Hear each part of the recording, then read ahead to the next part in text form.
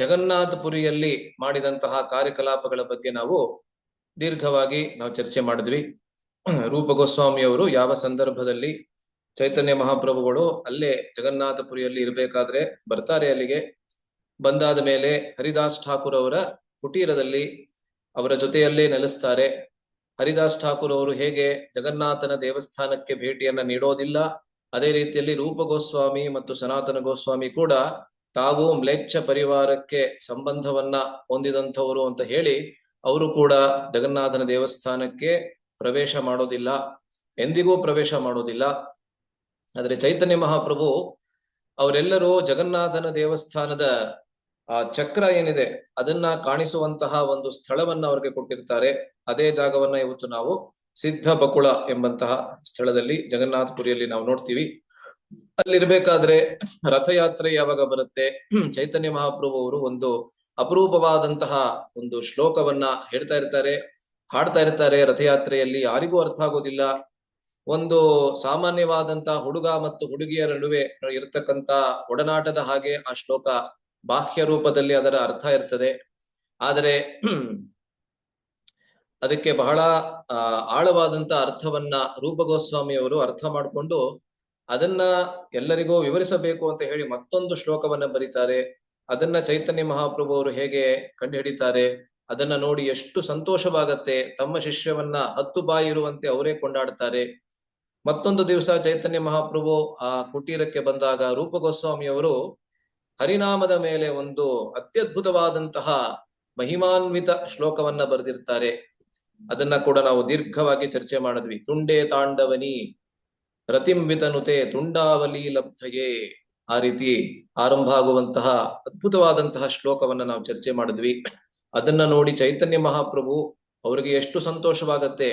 ನಾಮ ಸಂಕೀರ್ತನೆಯನ್ನೇ ಹರಡೋದಕ್ಕೆ ಬಂದಿರತಕ್ಕಂಥ ಚೈತನ್ಯ ಮಹಾಪ್ರಭುಗೆ ನಾಮ ಮಹಿಮೆಯ ಬಗ್ಗೆ ಇರ್ತಕ್ಕಂಥ ಅದು ಇಷ್ಟು ಅದ್ಭುತವಾದ ಇರ್ತಕ್ಕಂತಹ ಶ್ಲೋಕವನ್ನ ನೋಡಿ ಬಹಳ ಸಂತೋಷವಾಗತ್ತೆ. ಅದನ್ನ ಎಲ್ಲರಿಗೂ ತೋರಿಸ್ತಾರೆ. ಮಾರನೇ ದಿವಸ ಅವರ ಎಲ್ಲಾ ಜಗನ್ನಾಥಪುರಿಯ ಪಾರ್ಷದರನ್ನ, ಸ್ವರೂಪ ದಾಮೋದರ ಗೋಸ್ವಾಮಿಯವರನ್ನ, ರಾಮಾನಂದರಾಯರನ್ನ, ಸಾರ್ವಭೌಮ ಭಟ್ಟಾಚಾರ್ಯರನ್ನ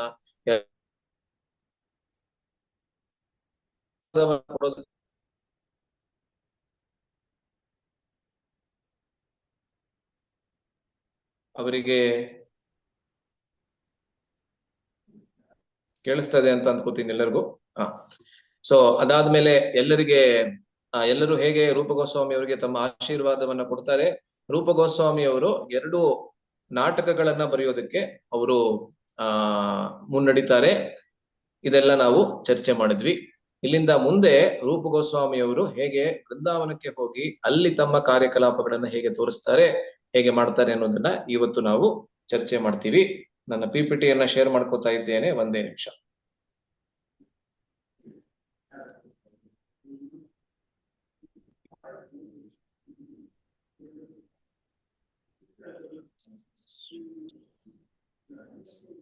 ಒಂದೇ ನಿಮಿಷ.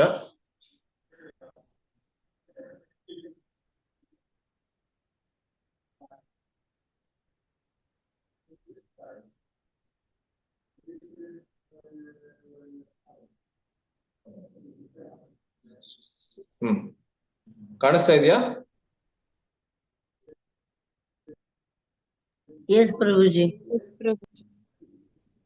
ಓಕೆ, ಧನ್ಯವಾದಗಳು. ಸೊ ಇವತ್ತಿನ ಚರ್ಚೆ ನಾವು ಮುಂದುವರಿಸ್ತಾ ಇದ್ದೇವೆ. ಎಂದಿನಂತೆ ರೂಪ ಗೋಸ್ವಾಮಿಯವರ ಪ್ರಣತಿ ಮಂತ್ರ, ಪ್ರಣಾಮ ಮಂತ್ರವನ್ನ ಹೇಳಿ, ಎಲ್ಲರಿಗೂ ಗೊತ್ತಿರಬೇಕಿದು, ಇದನ್ನ ಹೇಳಿ ಮುಂದುವರಿಸೋಣ. ಶ್ರೀ ಚೈತನ್ಯ ಮನೋಭೀಷ್ಟಂ ಸ್ಥಾಪಿತಂ ಯೇನ ಭೂತಲೆ ಸ್ವಯಂ ರೂಪ ಕದಾ ಮಹ್ಯಂ ದದಾತಿ ಸ್ವಪದಾಂತಿಕಂ. ರೂಪ ಗೋಸ್ವಾಮಿಯವರನ್ನ ನಮ್ಮ ಸಂಪ್ರದಾಯದ ಪ್ರವರ್ತಕಾಚಾರ್ಯರು ಮತ್ತೆ ಈ ಸಂಪ್ರದಾಯದಲ್ಲಿ ಬಂದಂತಹ ಎಲ್ಲರಿಗೂ ರೂಪಾನುಗರು, ರೂಪ ಗೋಸ್ವಾಮಿಯವರ ಅನುಯಾಯಿಗಳು ಅಂತ ಹೇಳ್ತೀವಿ ಅಲ್ವೇ. ಸೊ ಇವಾಗ ನಮ್ಮ ಚರ್ಚೆಯನ್ನ ಇಲ್ಲಿಂದ ನಾವು ಶುರು ಮಾಡ್ತಾ ಇದ್ದೀವಿ. ರೂಪ ಗೋಸ್ವಾಮಿಯವರು ಜಗನ್ನಾಥಪುರಿಗೆ ಬಂದಾಗ ಎಷ್ಟು ತಿಂಗಳ ಕಾಲ ಅಲ್ಲಿ ವಾಸ ಮಾಡ್ತಾರೆ ಅಂತ ಹೇಳಿದ್ರೆ 10 ತಿಂಗಳ ಕಾಲ ಚೈತನ್ಯ ಮಹಾಪ್ರಭುಗಳ ಜೊತೆಯಲ್ಲೇ ಇರ್ತಾರೆ. ಅಂದ್ರೆ ಜೊತೆಯಲ್ಲಿ ಅಂತ ಹೇಳಿದ್ರೆ ಅವರ ಸಂಘದಲ್ಲಿ ಇರ್ತಾರೆ. ಹರಿದಾಸ್ ಠಾಕೂರ್ ಅವರ ಕುಟೀರದಲ್ಲಿ ಇರ್ತಾರೆ. ಆದ್ರೆ ಚೈತನ್ಯ ಮಹಾಪ್ರಭುಗಳ ಸಂಘವನ್ನ ಪ್ರತಿ ದಿವಸ ಪಡ್ಕೋತಾರೆ. ಯಾಕೆಂದ್ರೆ ನಾವು ಕಳೆದ ಬಾರಿ ನಾವು ಚರ್ಚೆ ಮಾಡಿದ್ವಿ, ಚೈತನ್ಯ ಮಹಾಪ್ರಭು ಅವರು ಪ್ರತಿ ದಿವಸ ಜಗನ್ನಾಥನ ಸೇವೆಯನ್ನ ಮಾಡಿ ಅಂದ್ರೆ ಜಗನ್ನಾಥನ ದರ್ಶನವನ್ನ ತೆಗೆದುಕೊಂಡಾದ್ಮೇಲೆ ಮೊದಲು ಎಲ್ಲಿಗೆ ಹೋಗ್ತಾ ಇದ್ರು ಅಂತ ಹೇಳಿದ್ರೆ ಹರಿದಾಸ್ ಠಾಕೂರ್ ಅವರ ಕುಟೀರಕ್ಕೆ ಹೋಗ್ತಾ ಇದ್ರು. ಆ ಕುಟೀರದಲ್ಲಿ ಹರಿದಾಸ್ ಠಾಕೂರರ ಜೊತೆಗೆ ಅವರ ಜೊತೆಯಲ್ಲಿ ಇದ್ದಂತ ಬೇರೆ ಎಲ್ಲ ಭಕ್ತರ ಜೊತೆಗೆ ತಮ್ಮ ಆದಾನ ಪ್ರದಾನವನ್ನ ಮಾಡಿ ನಂತರ ತಮ್ಮ ಸ್ಥಾನವಾದಂತ ಗಂಭೀರಕ್ಕೆ ಹೋಗ್ತಾ ಇದ್ರು. ಅದರಿಂದ ಪ್ರತಿ ದಿವಸ ರೂಪ ಗೋಸ್ವಾಮಿ ಅವರು ಚೈತನ್ಯ ಮಹಾಪ್ರಭುಗಳ ದರ್ಶನವನ್ನ ಮಧ್ಯಾಹ್ನದ ಸಮಯ ಸುಮಾರು 12 ಗಂಟೆ ಸಮಯದಲ್ಲಿ ಅಂತ ಹೇಳ್ತಾರೆ, ಆ ಸಮಯದಲ್ಲಿ ಪ್ರತಿ ದಿವಸ ಅವರ ಸಂಘವನ್ನ ಪಡ್ಕೋತಾ ಇದ್ರು. ಡೋಲಯಾತ್ರೆ ಆಗುವ ತನಕ, ಡೋಲಯಾತ್ರೆ ಅಂತ ಒಂದು ಪ್ರಸಿದ್ಧವಾದಂತ ಮತ್ತೊಂದು ಹಬ್ಬ ಜಗನ್ನಾಥಪುರಿಯಲ್ಲಿ. ಜಗನ್ನಾಥಪುರಿಯ ದೇವಸ್ಥಾನದಲ್ಲಿ ಪ್ರಾಯಃ ಪ್ರತಿ ದಿವಸ ಕೂಡ ಹಬ್ಬ. ನಮ್ಮ ಎಲ್ಲಾ ಮುಖ್ಯವಾದಂತಹ ದೇವಸ್ಥಾನಗಳಲ್ಲಿ ನಾವು ನೋಡ್ತೀವಿ. ವೃಂದಾವನದಲ್ಲಿ 6 ಗೋಸ್ವಾಮಿಗಳ ದೇವಸ್ಥಾನ ಏನಿದೆ, ಬಾಂಕೆ ಬಿಹಾರಿ ದೇವಸ್ಥಾನ, ಎಲ್ಲದರಲ್ಲೂ ಪ್ರತಿ ದಿವಸನೂ ಹಬ್ಬನೇ. ಯಾವ ದಿವಸ ಹೋದ್ರೂ ಅಷ್ಟೇ ಕ್ರೌಡ್ ಇರತ್ತೆ ಅಲ್ಲಿ, ಅಷ್ಟೇ ಜನ ಅಲ್ಲಿ ಇರ್ತಾರೆ ಅಲ್ವೇ. ಅದೇ ರೀತಿ ದಕ್ಷಿಣ ಭಾರತದಲ್ಲೂ ಅಷ್ಟೇ, ಶ್ರೀರಂಗಕ್ಕೆ ಹೋದ್ರೆ, ಉಡುಪಿಗೆ ಹೋದ್ರೆ ಪ್ರತಿ ದಿವಸ ಹಬ್ಬ ಅಲ್ವೇ. ಅದರಿಂದ ಜಗನ್ನಾಥಪುರಿಯಲ್ಲಿ ಒಂದು ವಿಶೇಷವಾದಂತ ಹಬ್ಬ ಬರುತ್ತೆ, ಡೋಲಯಾತ್ರೆ ಅಂತ. ಆ ಡೋಲಯಾತ್ರೆ ಆಗುವ ತನಕ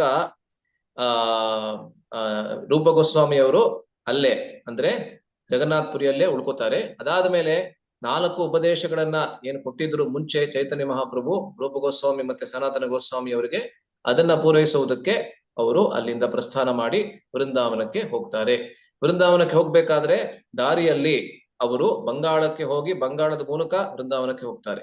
ಏಕೆ ಅಂತ ಹೇಳಿದ್ರೆ ಬಂಗಾಳದಲ್ಲಿ ಅವರ ತಾಯೂರು ಅಥವಾ ತವರೂರು ಯಾವ್ದಿತ್ತು, ಫೈಕಾಬಾದ್, ಅಲ್ಲಿ ಮತ್ತು ಉಳಿದ ಸ್ವತ್ತು ಏನಿತ್ತು ಅವರದು ಅದನ್ನ ಮತ್ತೆ ವಿಭಾಗ ಮಾಡಬೇಕಾಗಿತ್ತು. ಅದರಿಂದ ಆ ಜವಾಬ್ದಾರಿಯನ್ನ ಕೂಡ ಮುಗಿಸಿ ನಂತರ 10 ದಿವಸಗಳ ನಂತರ ವೃಂದಾವನಕ್ಕೆ ಹೋಗ್ತಾರೆ.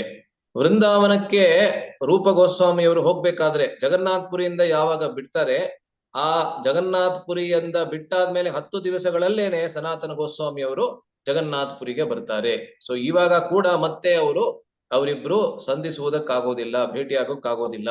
ಅದರಿಂದ ಅನೇಕ ವರ್ಷಗಳ ಕಾಲ ಇದೀಗ ರೂಪ ಗೋಸ್ವಾಮಿ ಅವರು ಸನಾತನ ಗೋಸ್ವಾಮಿ ಅವರನ್ನ ಭೇಟಿ ಆಗೇ ಇಲ್ಲ ಅಲ್ವೇ. ಏನಕ್ಕೆ ಅಂತ ಹೇಳಿದ್ರೆ ಅನೇಕ ಕಾರಣಗಳು. ಆರಂಭದಲ್ಲಿ ರೂಪ ಗೋಸ್ವಾಮಿ ಮತ್ತೆ ಅನುಪಮ ಸರ್ಕಾರಿ ನೌಕರಿ ಏನಿತ್ತು ಅದರಿಂದ ಅವರು ನಿವೃತ್ತರಾಗ್ಬಿಟ್ರು. ಆದ್ರೆ ಸನಾತನ ಗೋಸ್ವಾಮಿ ಅವರು ಅಲ್ಲೇ ಉಳ್ಕೋಬೇಕಾಯ್ತು, ಯಾಕಂದ್ರೆ ಅವರು ಪ್ರಧಾನಮಂತ್ರಿ ಆಗಿದ್ರು. ಅದಾದ್ಮೇಲೆ ವೃಂದಾವನಕ್ಕೆ ರೂಪ ಗೋಸ್ವಾಮಿ ಅವರು ಮತ್ತೆ ಅನುಪಮ ಹೋದ್ರು.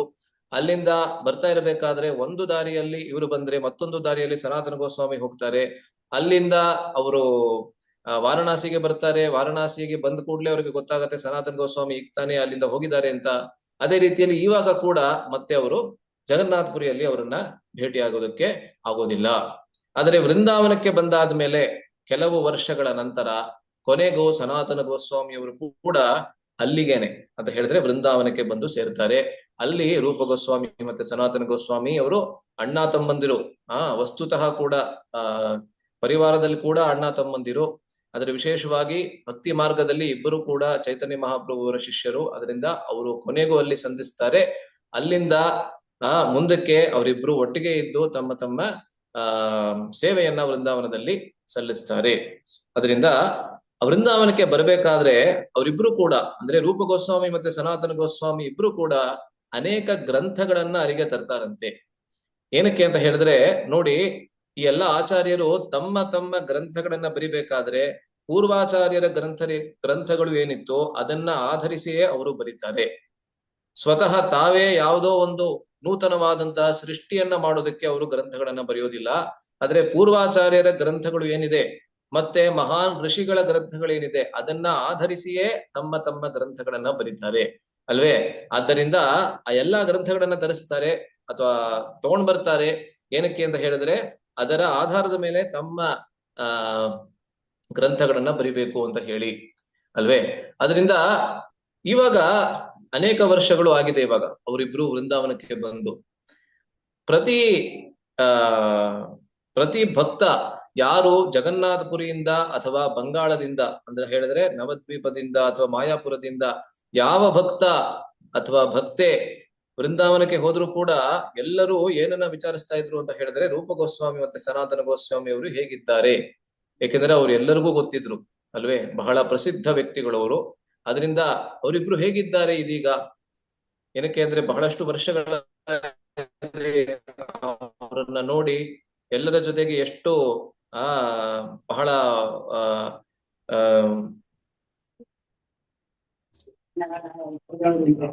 ಬಹಳ ಏನಂತಾರೆ ಪ್ರೀತಿಯ ಆದಾನ ಅವರು ವಾಪಸ್ಸು ಬಂದಾದ್ಮೇಲೆ ಅವರಿಗೆ ವರದಿಯನ್ನು ಒಪ್ಪಿಸ್ತಾ ಇದ್ರು. ಏನ್ ವರದಿ ಒಪ್ಪಿಸ್ತಾ ಇದ್ರು ನೋಡಿ, ತ್ಯಕ್ತ್ವಾ ತೂರ್ಣಮಶೇಷ ಮಂಡಲಪತಿ ಶ್ರೇಣಿಂ ಸದಾ ತುಚ್ಛವತ್. ಇದನ್ನ ನಾವು ಕಳೆದ ಬಾರಿ ಚರ್ಚೆ ಮಾಡಿದ್ವಿ ಅಲ್ವೇ. ಇದು 4ನೇ ಶ್ಲೋಕ, ಯಾವ್ದ್ರದ್ದು? ಷಡ್ಗೋಸ್ವಾಮಿ ಅಷ್ಟಕದ 4ನೇ ಶ್ಲೋಕ. ಆ ಶ್ಲೋಕದಲ್ಲಿ ಏನು ವರ್ಣನೆ ಬಂದಿದೆ ಅಂತ ಹೇಳಿದ್ರೆ, ಅಶೇಷ ಮಂಡಲಪತಿ. ಅಶೇಷ ಅಂತ ಹೇಳಿದ್ರೆ ಯಾವ್ದಕ್ಕೆ ಮಿತಿ ಅನ್ನೋದೇ ಇಲ್ಲ ಅಂತ ಅರ್ಥ. ಯಾವ ಮಿತಿ ಇಲ್ಲದೆ ಇರತಕ್ಕಂತ ಐಶ್ವರ್ಯ ಅನ್ನೋದನ್ನ ಪಡ್ಕೊಂಡಿದ್ರು ಅವರಿಬ್ರು. ಅದೆಲ್ಲವನ್ನ ಸಂಪೂರ್ಣವಾಗಿ ತ್ಯಾಗ ಮಾಡಿ ಕೇವಲ ಕೌಪಿನವನ್ನ ಮತ್ತೆ ಒಂದು ಕಮಂಡಲುವನ್ನ ಹಿಡಿದು ಎಲ್ಲಾ ಕಡೆಯಲ್ಲಿ ವೃಂದಾವನದಲ್ಲಿ ಓಡಾಡ್ತಾ ಇದ್ದಾರೆ ಅಲ್ವೇ. ಇದ್ರ ಬಗ್ಗೆ ನಾವು ಮತ್ತೊಂದು ಚರ್ಚೆಯನ್ನ ಕೂಡ ನಾವು ಕಳೆದ ಬಾರಿ ನಾವು ಮಾಡಿದ್ವಿ, ನಿಮ್ಗೆ ನೆನಪಿದ್ರೆ. ಏನಂದ್ರೆ ಪ್ರಭುಪಾದರು ಈ ಒಂದು ಪದ್ಯವನ್ನ ಹೇಳ್ತಾರೆ. ನಮ್ಮ ಸ್ವಾತಂತ್ರ್ಯ ಹೋರಾಟದಲ್ಲಿ ಒಬ್ಬ CR ದಾಸ್ ಅಂತ ಒಬ್ರು ಸ್ವಾತಂತ್ರ್ಯ ಹೋರಾಟಗಾರರು ಇದ್ರು. ದಯವಿಟ್ಟು ಎಲ್ಲರೂ ನಿಮ್ಮ ಮೊಬೈಲ್ ಅನ್ನ ಮ್ಯೂಟ್ ಮಾಡ್ಕೊಳ್ಳಿ, ಅನ್ಮ್ಯೂಟ್ ಮಾಡ್ಲೇಬೇಡಿ ಆಯ್ತಾ. ಯಾಕೆಂದ್ರೆ ಇಲ್ಲ ಅಂದ್ರೆ ನಮ್ಗೆ ಬಹಳ ಕಷ್ಟ ಆಗತ್ತೆ. ಒಂದೇ ನಿಮಿಷ.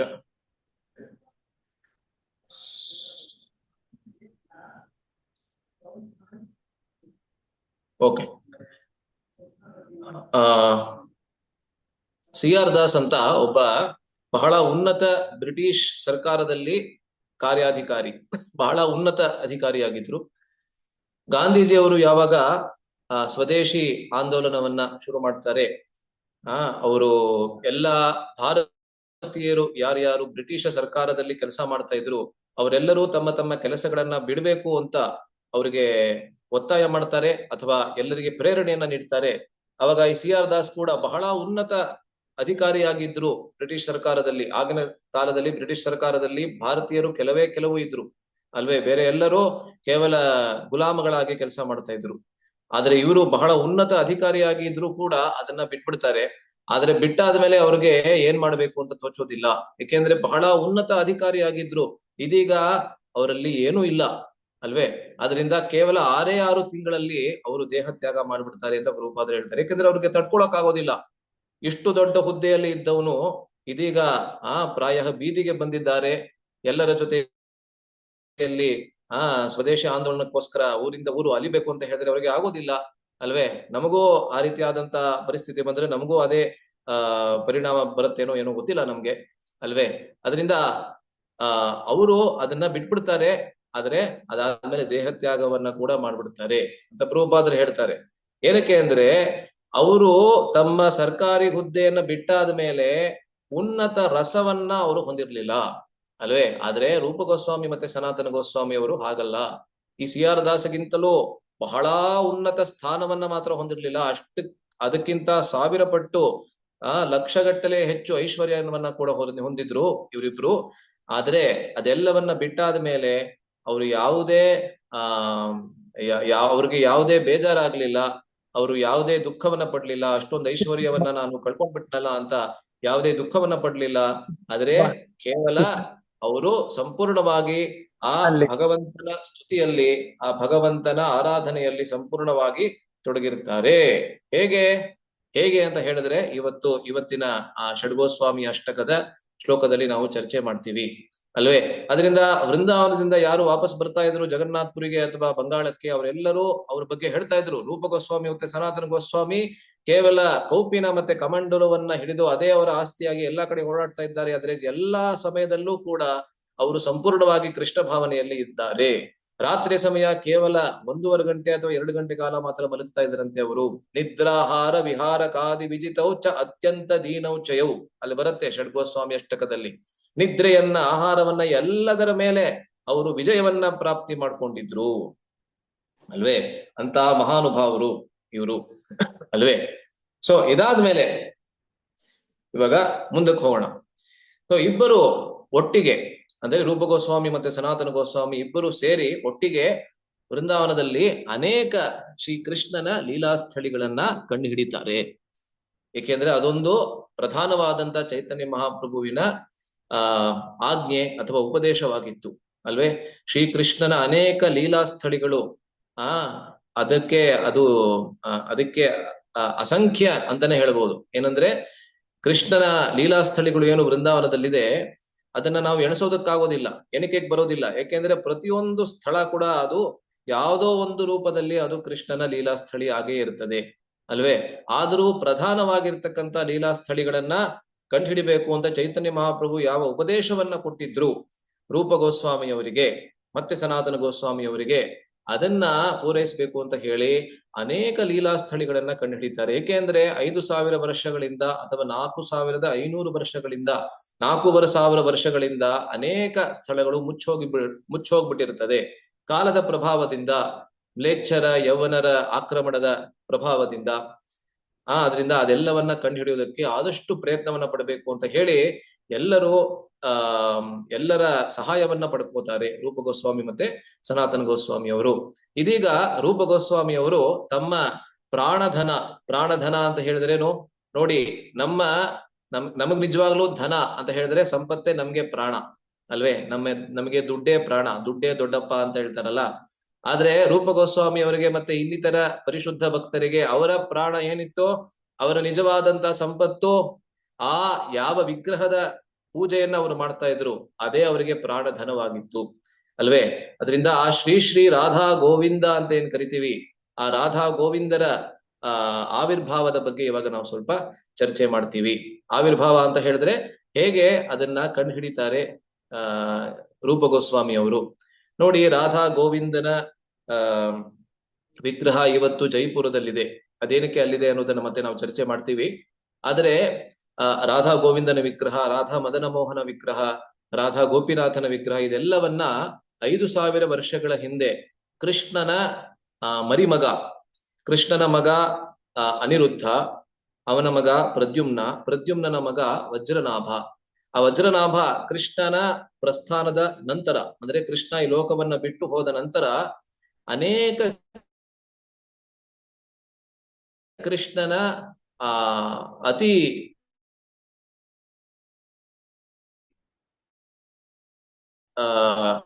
ಸೂಕ್ಷ್ಮವಾಗಿರ್ತಕ್ಕಂತಹ ವಿಗ್ರಹಾಪನೆಯನ್ನು ಮಾಡಿಸಿ ಆ ಒಂದೊಂದು ವಿಗ್ರಹ.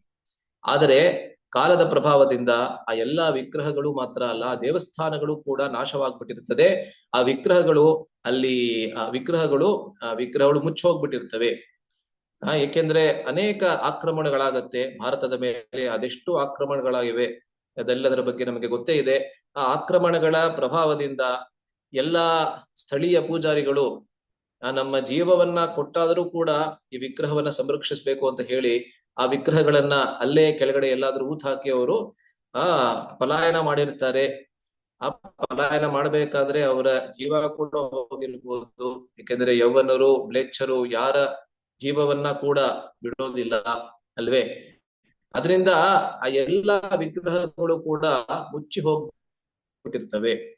ಆದ್ರೆ ರೂಪ ಗೋಸ್ವಾಮಿ ಅವರಿಗೆ ಗೊತ್ತಿರ್ತದೆ ಈ ಗೋವಿಂದನ ವಿಗ್ರಹ ಏನಿದೆ ಅದು ಬಹಳ ಸೊಗಸಾದಂತಹ ಸ್ವಾಮಿ ಅವರಿಗೆ ಗೊತ್ತಿರ್ತದೆ. ಆದ್ರಿಂದ ಅದನ್ನ ಹೇಗಾದ್ರೂ ಮಾಡಿ ಕಂಡುಹಿಡಿಬೇಕು ಅಂತ ಬಹಳ ಪ್ರಯತ್ನ ಪಡ್ತಾರೆ. ವೃಂದಾವನದಲ್ಲಿ ಇದ್ದಂತ ಪ್ರತಿಯೊಬ್ಬ ವ್ರಜವಾಸಿಯ ಮನೆಗೆ ಹೋಗ್ತಾರೆ ರೂಪ ಗೋಸ್ವಾಮಿ ಅವರು. ಏನಕ್ಕೆ? ಕೇವಲ ಈ ರಾಧಾ ಗೋವಿಂದನ ವಿಗ್ರಹ, ರಾಧಾರಾಣಿಯನ್ನು ಆಮೇಲೆ ಬರ್ತಾರೆ, ಆದ್ರೆ ಗೋವಿಂದನ ವಿಗ್ರಹವನ್ನ ಕಂಡುಹಿಡಿಬೇಕು ಅಂತ ಹೇಳಿ ಪ್ರತಿಯೊಂದು ಮನೆಗೆ ಹೋಗ್ತಾರೆ. ಆದ್ರೆ ಎಲ್ಲೂ ಅವರಿಗೆ ಒಂದು ಸಣ್ಣ ಸುಳಿವು ಕೂಡ ಸಿಗೋದಿಲ್ಲ ಅಲ್ವೇ. ಆದ್ರಿಂದ ಬಹಳ ನಿರಾಶೆಯಿಂದ ಅವರು ಒಂದು ದಿವಸ ಯಮುನೆಯ ತೀರದಲ್ಲಿ ಕೂತ್ಕೊಂಡಿರ್ತಾರೆ. ಸಂಪೂರ್ಣವಾಗಿ ಶೋಕಪೂರ್ಣರಾಗಿ ಅವರು ಆ ಯಮುನೆಯ ತೀರದಲ್ಲಿ ಕೂತ್ಕೊಂಡಿರ್ತಾರೆ. ಈ ಚಿತ್ರದಲ್ಲಿ ನೀವು ನೋಡ್ತಾ ಇದ್ದೀರಲ್ಲ, ಅದೇ ರೀತಿಯಲ್ಲಿ ಯಮುನೆಯ ತೀರದಲ್ಲಿ ಅವರು ಕೂತ್ಕೊಂಡಿರ್ತಾರೆ. ಎಷ್ಟೇ ಪ್ರಯತ್ನ ಪಟ್ರು ಈ ವಿಗ್ರಹ ನಮಗೆ ಸಿಗ್ತಾ ಇಲ್ವಲ್ಲ ಅಂತ ಹೇಳಿ. ಆ ರೀತಿಯಾದಂತಹ ಪ್ರಯತ್ನವನ್ನ ಪರಿಶುದ್ಧ ಭಕ್ತರು ಯಾವಾಗ ಪಡ್ತಾರೆ ಅದನ್ನ ಕೃಷ್ಣ ಖಂಡಿತವಾಗ್ಲೂ ನೋಡ್ತಾನೆ ಅಲ್ವೇ. ಸೊ ಅಲ್ಲಿ ಕೂತ್ಕೊಂಡಿರ್ಬೇಕಾದ್ರೆ ರೂಪ ಗೋಸ್ವಾಮಿ ಅವರು ಒಂದು ಮರದ ಕೆಳಗಡೆ ಕೂತ್ಕೊಂಡಿರ್ತಾರೆ ಯಮುನೆಯ ತೀರದಲ್ಲಿ. ಆ ಸ್ಥಳದಲ್ಲಿ ಕೂತಿರ್ಬೇಕಾದ್ರೆ ಒಬ್ಬ ಸುಂದರನಾದಂತ ಒಬ್ಬ ಗೋಪ ಬಾಲಕ ಅವರ ಪಕ್ಕ ಬಂದು ಕೂತ್ಕೋತಾನೆ. ರೂಪ ಗೋಸ್ವಾಮಿ ಅವರ ಪಕ್ಕದೇ ಬಂದು ಕೂತ್ಕೋತಾನೆ.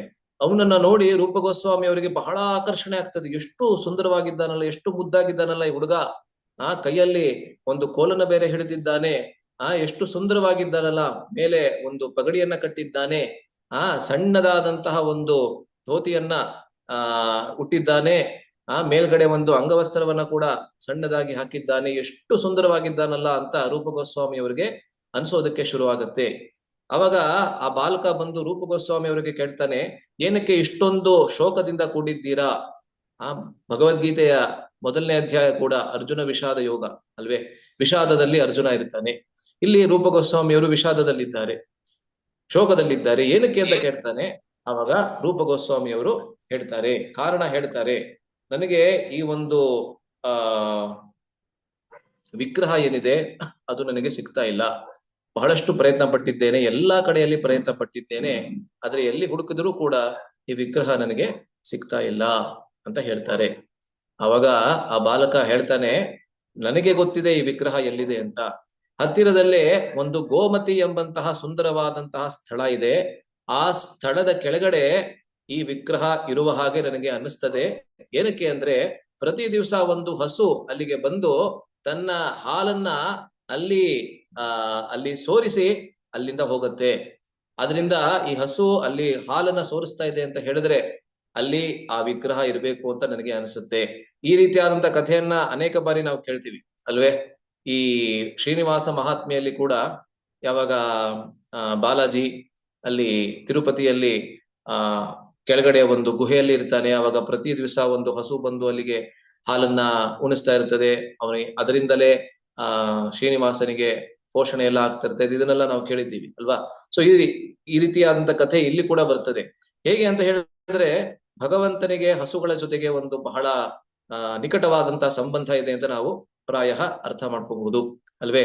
ಅದರಿಂದ ಅದನ್ನ ಕೇಳಿ ರೂಪ ಗೋಸ್ವಾಮಿ ಅವರಿಗೆ ಬಹಳ ಸಂತೋಷವಾಗತ್ತೆ. ಇದೇ ಇರ್ಬೋದೇನೋ ಆ ವಿಗ್ರಹ, ಯಾಕೆಂದ್ರೆ ಇಷ್ಟು ಖಚಿತವಾಗಿ ಹೇಳ್ತಾ ಇರೋದನ್ನ ನೋಡಿ ಪ್ರಾಯ ಆ ವಿಗ್ರಹ, ನಾನು ಯಾವ ವಿಗ್ರಹವನ್ನ, ಗೋವಿಂದನ ವಿಗ್ರಹವನ್ನ ಹುಡುಕ್ತಾ ಇದ್ದೀನಿ, ಅದೇ ವಿಗ್ರಹ ಅಲ್ಲಿರಬಹುದು ಅಂತ ಹೇಳಿ ನನಗೆ ಆ ಜಾಗವನ್ನ ತೋರಿಸ್ತೀಯಾ ಅಂತ ಕೇಳ್ತಾರೆ. ಗೋಪ ಬಾಲಕ ಹೇಳ್ತಾನೆ, ಖಂಡಿತ ಅಂತ ಹೇಳಿ ಅವರನ್ನ ಅಲ್ಲಿಗೆ ಕರ್ಕೊಂಡು ಹೋಗ್ತಾನೆ. ಅಲ್ಲಿಗೆ ಕರ್ಕೊಂಡು ಹೋದ್ಮೇಲೆ ತಕ್ಷಣ ಏನಾಗುತ್ತೆ, ಈ ಬಾಲಕ ಅಲ್ಲಿಂದ ಅವನು ಮಾಯ ಆಗ್ಬಿಡ್ತಾನೆ, ಅದೃಶ್ಯನಾಗ್ಬಿಡ್ತಾನೆ. ಏನಕ್ಕೆ ಅದೃಶ್ಯನಾಗ್ಬಿಡ್ತಾನೆ? ಏಕೆ ಅಂತ ಹೇಳಿದ್ರೆ ಅವನೇ ಕೃಷ್ಣ ಅಲ್ವೇ? ನೀವೆಲ್ಲರೂ ಸರಿಯಾಗಿ ಊಹೆ ಮಾಡಿದ್ದೀರಾ, ನನಗೆ ಗೊತ್ತಿದೆ ಎಲ್ಲರೂ ಸರಿಯಾಗಿ ಊಹೆ ಮಾಡಿದ್ದೀರಾ ಅಂತ. ಅವನೇ ಕೃಷ್ಣ. ಕೃಷ್ಣನೇ ಬಂದಿದ್ದಾನೆ ತನ್ನ ವಿಗ್ರಹ ಎಲ್ಲಿದೆ ಅಂತ ತೋರಿಸೋದಕ್ಕೆ ರೂಪ ಗೋಸ್ವಾಮಿ ಅವರಿಗೆ ಅವನೇ ಬಂದು ತೋರಿಸಿದ್ದಾನೆ. ಅದೃಶ್ಯನಾಗ್ಬಿಡ್ತಾನೆ. ಅದೃಶ್ಯನಾಗದನ್ನ ನೋಡಿ, ಅಂದ್ರೆ ಆ ಗೋಪ ಬಾಲಕ ಅದೃಶ್ಯನಾಗದನ್ನ ನೋಡಿ ರೂಪ ಗೋಸ್ವಾಮಿ ಅವರು ಮೂರ್ಛಿತರಾಗ್ಬಿಡ್ತಾರೆ. ಯಾಕೆಂದ್ರೆ ಅವ್ರಿಗೆ ಗೊತ್ತಾಗುತ್ತೆ ಯಾವಾಗ ಕೃಷ್ಣನೇ ಬಂದಿದ್ದಾನೆ ನನಗೆ ತೋರಿಸೋದಕ್ಕೆ ಅಂತ. ಅದರಿಂದ ಯಾವಾಗ ಪ್ರಜ್ಞೆಗೆ ಬರ್ತಾರೆ, ಆ ಎಲ್ಲಾ ಹತ್ತಿರದಲ್ಲಿದ್ದಂತ ವ್ರಜವಾಸಿಗಳನ್ನ ಕರೆದುಕೊಂಡು ಬಂದು ಅವ್ರಿಗೆ ಹೇಳ್ತಾರೆ, ಈ ಜಾಗದ ಕೆಳಗಡೆ ಒಂದು ವಿಗ್ರಹ ಇರುವ ಹಾಗೆ ಇದೆ, ದಯವಿಟ್ಟು ಇದನ್ನ ಕೆತ್ತಿ ಅಲ್ಲಿ ಏನಿದೆ ಅಂತ ನೋಡಿ. ಅವಾಗ ಎಲ್ಲರೂ ತಮ್ಮ ತಮ್ಮ ಗುದ್ಲಿ ಎಲ್ಲವನ್ನ ತಗೊಂಡ್ ಬಂದು ಕೆತ್ತೋದಕ್ಕೆ ಶುರು ಮಾಡ್ತಾರೆ. ಕೆತ್ತಾದ ಮೇಲೆ ಸ್ವಲ್ಪ ಸಮಯದ ನಂತರ ಅಲ್ಲಿ ಒಂದು ಸುಂದರವಾದಂತಹ ಮೂರ್ತಿ ಅವರಿಗೆ ಸಿಗ್ತದೆ. ಆ ಮೂರ್ತಿಯ ಸೌಂದರ್ಯವನ್ನ ನೋಡಿ ರೂಪ ಗೋಸ್ವಾಮಿ ಅವರು ಮತ್ತೆ ಅವರು ಮೂರ್ಛಿತರಾಗ್ಬಿಡ್ತಾರೆ, ಪ್ರಜ್ಞೆಯನ್ನ ಕಳ್ಕೊಂಡ್ ಬಿಡ್ತಾರೆ ಅಲ್ವೇ? ಏಕೆ ಅಂತ ಹೇಳಿದ್ರೆ ನೋಡಿ, ನಿಜವಾಗ್ಲೂ ನಾವು ಏನಕ್ಕೆ ಭಗವಂತನನ್ನ ನೋಡಿ ನಾವು ಪ್ರಣಾಮಗಳನ್ನ, ಅಷ್ಟಾಂಗ ಪ್ರಣಾಮಗಳನ್ನ ನಾವು ಸಲ್ಲಿಸ್ಬೇಕು, ಅಥವಾ ಪಂಚಾಂಗ ಪ್ರಣಾಮಗಳನ್ನ ನಾವು ಸಲ್ಲಿಸ್ಬೇಕು? ಶಾಸ್ತ್ರ ಏನ್ ಹೇಳುತ್ತೆ ಅಂದ್ರೆ, ನಿಜವಾಗ್ಲೂ ಪರಿಶುದ್ಧ ಭಕ್ತರು ಯಾವಾಗ ಭಗವಂತನ ಆ ಅಲೌಕಿಕವಾದಂತಹ, ಅಸದೃಶವಾದಂತಹ, ಅಸಾಮಾನ್ಯವಾದಂತಹ ಈ ಸೌಂದರ್ಯವನ್ನ ನೋಡ್ತಾರೆ, ಅವಾಗ ಅವ್ರಿಗೆ ತಮ್ಮ ಭಾವನೆಗಳನ್ನ ನಿಯಂತ್ರಿಸೋದಕ್ಕಾಗೋದಿಲ್ಲ, ಅವರು ಮೂರ್ಛಿತರಾಗ್ಬಿಡ್ತಾರೆ. ಅದು ಪರಿಶುದ್ಧ ಭಕ್ತರ ಅವಸ್ಥೆ. ನಾವು ಆ ಸ್ಥಾನದಲ್ಲಿ ಇಲ್ಲ ಇವಾಗ. ಆದ್ರಿಂದ ನಮಗೆ ಏನ್ ಹೇಳ್ತಾ ಇದ್ದಾರೆ ಆಚಾರ್ಯರೆಲ್ಲರೂ ಏನ್ ಹೇಳ್ತಾರೆ, ಅಥವಾ ಶಾಸ್ತ್ರ ಏನ್ ಹೇಳುತ್ತೆ ಅಂತ ಹೇಳಿದ್ರೆ, ನೀನು ಆ ಅವಸ್ಥೆಯಲ್ಲಿ ಇಲ್ಲ, ಆದ್ರೆ ಆ ಅವಸ್ಥೆಯನ್ನ ತಲುಪಬೇಕು. ಆದ್ರಿಂದ ನೀನು ಒಂದು ನಾಟಕ ಮಾಡು. ಏನ್ ನಾಟಕ ಮಾಡು? ಮೂರ್ಛೆ ಹೋಗುವಂತೆ ನೀನು ಕೆಳಗೆ ಬೀಳು ಅಲ್ವೇ? ಆದ್ದರಿಂದಲೇ ದಂಡವತ್ ಅಂತ ಹೇಳ್ತಾರೆ. ದಂಡ ಅಂತ ಹೇಳಿದ್ರೆ ಕೋಲು. ಕೋಲನ್ನ ನೀವು ಕೆಳಗಡೆ ಬಿಟ್ರೆ ಹೇಗ್ ಬೀಳತ್ತೆ? ಟಪಾ ಅಂತ ಕೆಳಗಡೆ ಬೀಳತ್ತೆ ಅಲ್ವಾ? ಆ ರೀತಿಯಲ್ಲಿ ನಿಜವಾಗ್ಲೂ ನಾವು ಬೇಕು ಅಂತ ಹೇಳುತ್ತೆ. ಆ ರೀತಿ ನಾವು ಕೃತ್ರಿಮವಾಗಿ, ಆದ್ರೆ ಇದು ನಿಜವಾದಂತಹ ವಾಸ್ತವಿಕವಾದಂತಹ ವಿಷಯ. ಏನಂದ್ರೆ ಪರಿಶುದ್ಧ ಭಕ್ತರು ಭಗವಂತನ ಶ್ರೀ ವಿಗ್ರಹದ ಸೌಂದರ್ಯವನ್ನ ನೋಡಿ ತಮ್ಮ ಭಾವನೆಗಳನ್ನ ನಿಯಂತ್ರಿಸುವುದಕ್ಕೆ ಅಶಕ್ಯರಾಗಿ ಅವರು ಕೆಳಗಡೆ ಬಿದ್ದ್ಬಿಡ್ತಾರೆ, ಮೂರ್ಛಿತರಾಗಿ ಕೆಳಗಡೆ ಬಿದ್ದು ಬಿಡ್ತಾರೆ ಅಲ್ವೇ. ಅದರಿಂದಲೇ ರೂಪ ಗೋಸ್ವಾಮಿ ಅವರು ಮತ್ತೆ ಪ್ರಜ್ಞೆಯನ್ನ ಕಳ್ಕೊತಾರೆ. ಪ್ರಜ್ಞೆಗೆ ವಾಪಸ್ಸು ಬಂದಾದ ಮೇಲೆ ಆ ಮೂರ್ತಿಯನ್ನ ತಮ್ಮ ಕುಟೀರಕ್ಕೆ ತೆಗೆದುಕೊಂಡು ಹೋಗಿ, ಕುಟೀರ ಅನ್ನೋದು ಇರ್ಲಿಲ್ಲ ಅವ್ರದ್ದು, ಯಾಕೆಂದ್ರೆ ರೂಪ ಗೋಸ್ವಾಮಿ ಮತ್ತೆ ಬೇರೆ ಎಲ್ಲಾ ಗೋಸ್ವಾಮಿಗಳು ಕೂಡ ಪ್ರತಿಯೊಂದು ರಾತ್ರಿ ಒಂದೊಂದು ಮರದ ಕೆಳಗಡೆ ವಾಸ ಮಾಡ್ತಾ ಇದ್ರು. ಇದನ್ನ ನಾವು ಕಳೆದ ಬಾರಿ ನಾವು ಅಲ್ವೇ.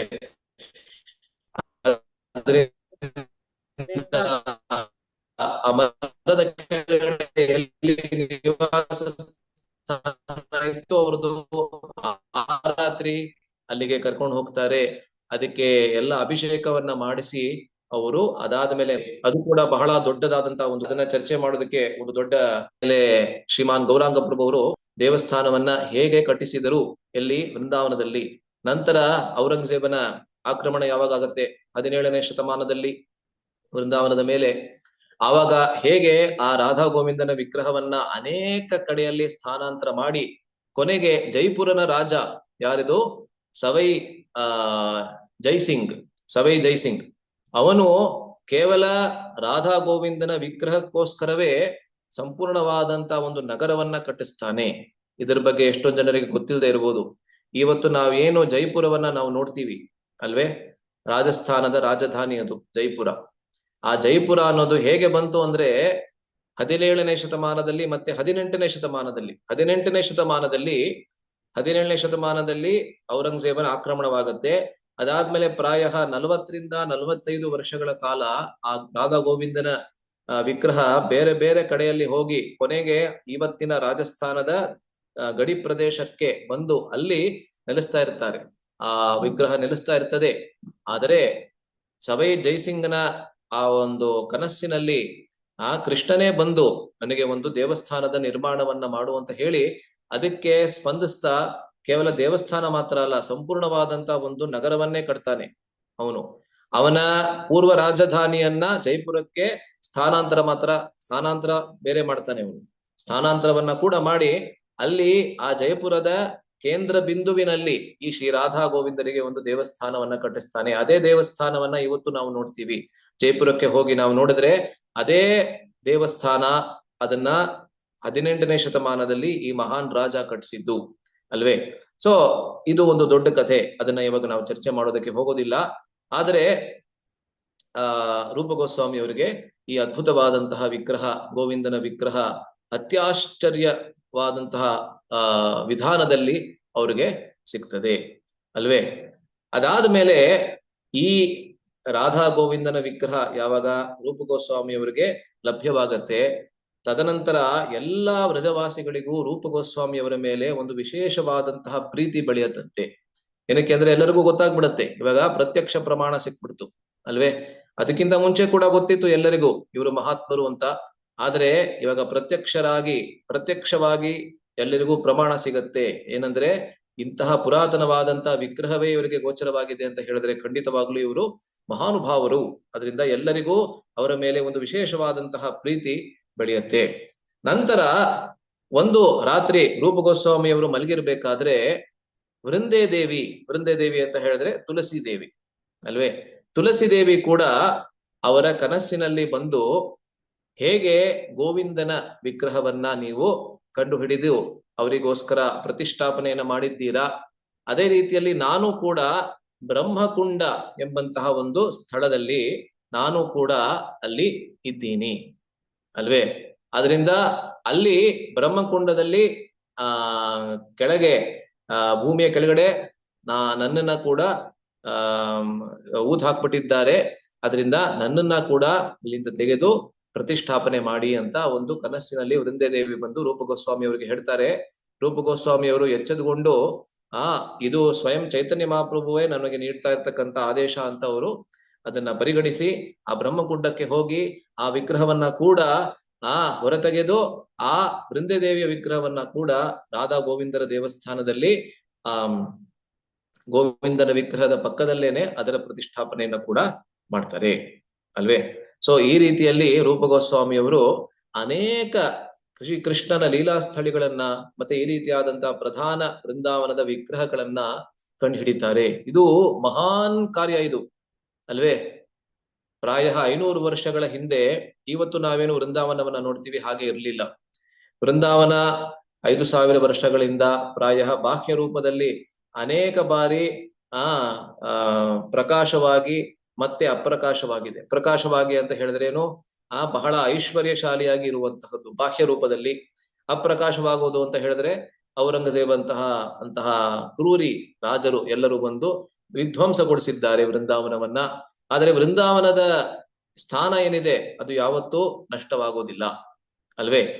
ಅದರಿಂದ ಇವಾಗ ಜಗನ್ನಾಥಪುರಿಯಲ್ಲಿ ಸುದ್ದಿ ತಲುಪತ್ತೆ. ಏನಂತ?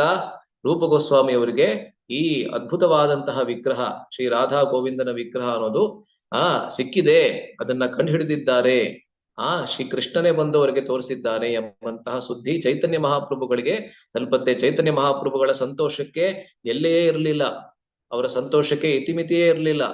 ಏಕೆಂದ್ರೆ ಯಾವ ಉಪದೇಶವನ್ನ ಅವರ ಶಿಷ್ಯರಾದಂತಹ ರೂಪ ಗೋಸ್ವಾಮಿ ಅವರಿಗೆ ಕೊಟ್ಟಿದ್ರು, ಅದರಲ್ಲಿ ಬಹಳಷ್ಟು ಉಪದೇಶಗಳನ್ನ ಆಗ್ಲೇ ಅವರು ಸಂಪೂರ್ಣ ಮಾಡಿದ್ದಾರೆ ಅಲ್ವೇ.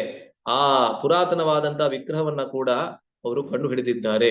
ಅದರಿಂದ ಆವಾಗ ರೂಪ ಗೋಸ್ವಾಮಿ ಅವರಿಗೆ ಸಹಾಯ ಮಾಡೋದಕ್ಕೆ ಬೇರೆ ಯಾರು ಇಲ್ಲ, ಅಲ್ಲಿ ಕೇವಲ ಸನಾತನ ಗೋಸ್ವಾಮಿ ಮಾತ್ರ ಇದ್ದಾರೆ ಅಂತ ಹೇಳಿ, ಅಲ್ಲಿ ಜಗನ್ನಾಥಪುರಿಯಲ್ಲಿ ಚೈತನ್ಯ ಮಹಾಪ್ರಭುಗಳ ಜೊತೆಗೆ ಇದ್ದಂತಹ ಕಾಶೀಶ್ವರ ಪಂಡಿತರು ಅವರನ್ನ ಅವರು ರೂಪ ಗೋಸ್ವಾಮಿ ಅವರಿಗೆ ಸಹಾಯ ಮಾಡೋದಕ್ಕೆ ಅಂತ ಹೇಳಿ ಅವರನ್ನ ಪುರಿಯಿಂದ ವೃಂದಾವನಕ್ಕೆ ಕಳಿಸ್ತಾರೆ.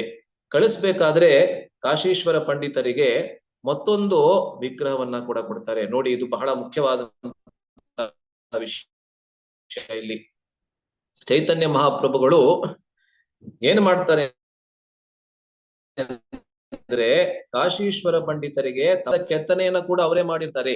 ಇತಿಹಾಸದಲ್ಲೇ ನಮಗೆ ಗೊತ್ತಿರುವಂತೆ ಮೊದಲ ಚೈತನ್ಯ ಮಹಾಪ್ರಭುಗಳ ವಿಗ್ರಹ ಇದೇನೆ ಅಂತ ಹೇಳ್ತಾರೆ.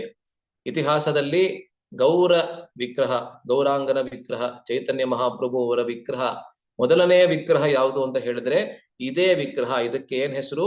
ಶ್ರೀ ಗೌರ ಗೋವಿಂದ. ಗೌರ ಅಂತ ಹೇಳಿದ್ರೆ ಚೈತನ್ಯ ಮಹಾಪ್ರಭು ಅಲ್ವಾ, ಗೌರ ಬಣ್ಣದಲ್ಲಿ ಇದ್ದಂತಹವರು. ಗೋವಿಂದ ಅಂತ ಹೇಳಿದ್ರೆ ಕೃಷ್ಣ. ಯಾಕೆ ಅಂತ ಹೇಳಿದ್ರೆ ಕೃಷ್ಣನ ಅಪರಾವತಾರ ಅವರು ಅಲ್ವೇ.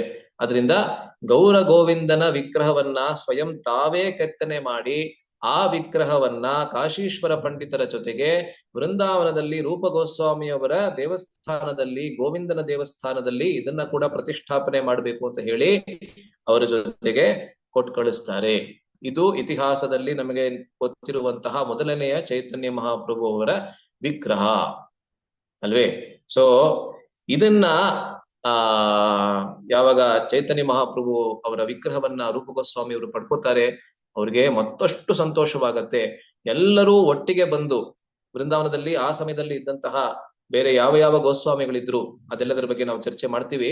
ಅವರೆಲ್ಲರ ಜೊತೆಗೆ ಎಲ್ಲಾ ವ್ರಜವಾಸಿಗಳ ಸಹಾಯದಿಂದ ಶ್ರೀ ರಾಧಾ ಗೋವಿಂದನ ದೇವಸ್ಥಾನದಲ್ಲಿ ಈ ಗೋವಿಂದನ ವಿಗ್ರಹದ ಪ್ರತಿಷ್ಠಾಪನೆ, ವೃಂದೇ ದೇವಿಯ ವಿಗ್ರಹದ ಪ್ರತಿಷ್ಠಾಪನೆ, ಮತ್ತೆ ಗೌರ ಗೋವಿಂದ ಅಂತ ಹೇಳಿದ್ರೆ ಚೈತನ್ಯ ಮಹಾಪ್ರಭುಗಳ ವಿಗ್ರಹದ ಪ್ರತಿಷ್ಠಾಪನೆಯನ್ನ ಎಲ್ಲರೂ ಕೂಡಿ ರೂಪ ಗೋಸ್ವಾಮಿ ಅವರ ನೇತೃತ್ವದಲ್ಲಿ ಕಾಶೀಶ್ವರ ಪಂಡಿತರ ಸಹಾಯದಿಂದ ಮಾಡ್ತಾರೆ.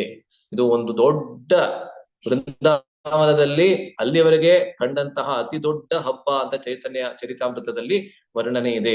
ಮತ್ತೆ ಆ ರಾಧಾ ಗೋವಿಂದನ ದೇವಸ್ಥಾನದಲ್ಲಿ ಎಷ್ಟು ವಿಜೃಂಭಣೆಯಿಂದ ಪ್ರತಿ ದಿವಸ ಅಲ್ಲಿ ಸೇವೆಗಳು ನಡೀತಾ ಇತ್ತು ಅನ್ನೋದ್ರ ಬಗ್ಗೆ ಕೂಡ ಬಹಳ ದೀರ್ಘವಾದಂತಹ ವರ್ಣನೆಯನ್ನ ನಾವು ಚೈತನ್ಯ ಚರಿತಾಮೃತದಲ್ಲಿ ನಾವು ನೋಡ್ತೀವಿ. ಸಾವಿರಾರು ಪೂಜಾರಿಗಳು ಇದ್ರಂತೆ. ಅಲ್ಲಿ ಪೂಜಾರಿಗಳು ಕೇವಲ ಅಲ್ಲಿ ಬರ್ತಾ ಇದ್ದಂತಹ ಭಕ್ತರಲ್ಲ, ಸಾವಿರಾರು ಪೂಜಾರಿಗಳೇ ಇದ್ರಂತೆ. ಆ ಎಲ್ಲಾ ಸಮಸ್ತವಾದ ದೇವಸ್ಥಾನವನ್ನ ನೋಡ್ಕೊಳ್ಳೋದಕ್ಕೆ, ಪ್ರತಿಯೊಂದು ಸೇವೆಯನ್ನ ನೋಡೋದಕ್ಕೆ. ಇವತ್ತು ಕೂಡ ನೀವು ಹೋಗಿ ನೋಡಿದ್ರೆ ವೃಂದಾವನದಲ್ಲಿ ಆ ರಾಧಾ ಗೋವಿಂದನ ದೇವಸ್ಥಾನ 2 ಮಹಡಿ ಮಾತ್ರ ಉಳ್ಕೊಂಡಿದೆ ಔರಂಗಜೇಬನ ಆಕ್ರಮಣದ ನಂತರ. ಆದ್ರೆ ಅಲ್ಲಿ ಇರುವಂತಹ ಕೆತ್ತನೆಯನ್ನ ನೀವು ನೋಡಿದ್ರೆ ಎಷ್ಟು ಸೂಕ್ಷ್ಮವಾದಂತಹ ಕೆತ್ತನೆ. ನಿಜವಾಗ್ಲೂ ಆ ರೀತಿಯಾದಂತಹ ಕೆತ್ತನೆಯನ್ನ ದಕ್ಷಿಣ ಭಾರತದಲ್ಲಿ ಬಹಳಷ್ಟು ಕಡೆ ನಾವು ನೋಡ್ತೀವಿ, ಆದ್ರೆ ಉತ್ತರ ಭಾರತದಲ್ಲಿ ಬಹಳ ಕಡಿಮೆ.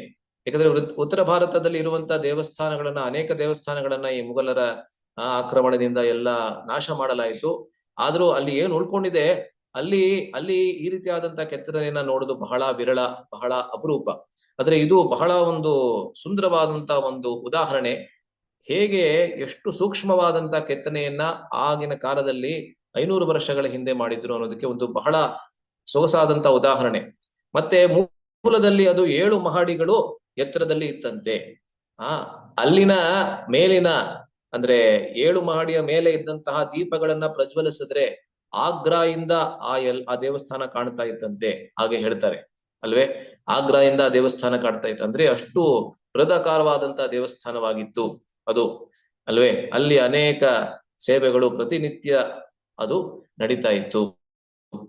ಅದರಿಂದ ಅದರ ಪ್ರತಿಷ್ಠಾಪನೆ ಬಹಳ ಸೊಗಸಾಗಿ 500 ವರ್ಷಗಳ ಹಿಂದೆ ರೂಪ ಗೋಸ್ವಾಮಿ ಅವರ ನೇತೃತ್ವದಲ್ಲಿ ಶ್ರೀ ರಾಧಾ ಗೋವಿಂದರ ಪ್ರತಿಷ್ಠಾಪನೆ ಆಗುತ್ತೆ. ಮೂಲದಲ್ಲಿ ಗೋವಿಂದನ ವಿಗ್ರಹ ಮಾತ್ರ ಅಲ್ಲಿ ಇರುತ್ತೆ. ನಂತರ ಜೀವ ಗೋಸ್ವಾಮಿ ಅವರ ಕಾಲದಲ್ಲಿ ಅಂದ್ರೆ ರೂಪ ಗೋಸ್ವಾಮಿ ಅವರು ಪ್ರಸ್ಥಾನ ಮಾಡಿದ ನಂತರ ಜೀವ ಗೋಸ್ವಾಮಿ ಅವರ ಕಾಲದಲ್ಲಿ ಅಲ್ಲಿ ಶ್ರೀಮತಿ ರಾಧಾರಾಣಿಯ ವಿಗ್ರಹವನ್ನ ಪ್ರತಿಷ್ಠಾಪನೆ ಮಾಡಲಾಗತ್ತೆ ಅಂತ ಇತಿಹಾಸ ಹೇಳುತ್ತೆ, ನಮ್ಮ ಚೈತನ್ಯ ಚರಿತಾಮೃತ ಹೇಳುತ್ತೆ. ಆದ್ರೆ ರೂಪ ಗೋಸ್ವಾಮಿ ಅವರು ಪ್ರತಿಷ್ಠಾಪನೆ ಮಾಡಿದಾಗ ಕೇವಲ ಗೋವಿಂದನ ವಿಗ್ರಹ ಮಾತ್ರ ಇತ್ತು. ದಯವಿಟ್ಟು ನಿಮ್ಮ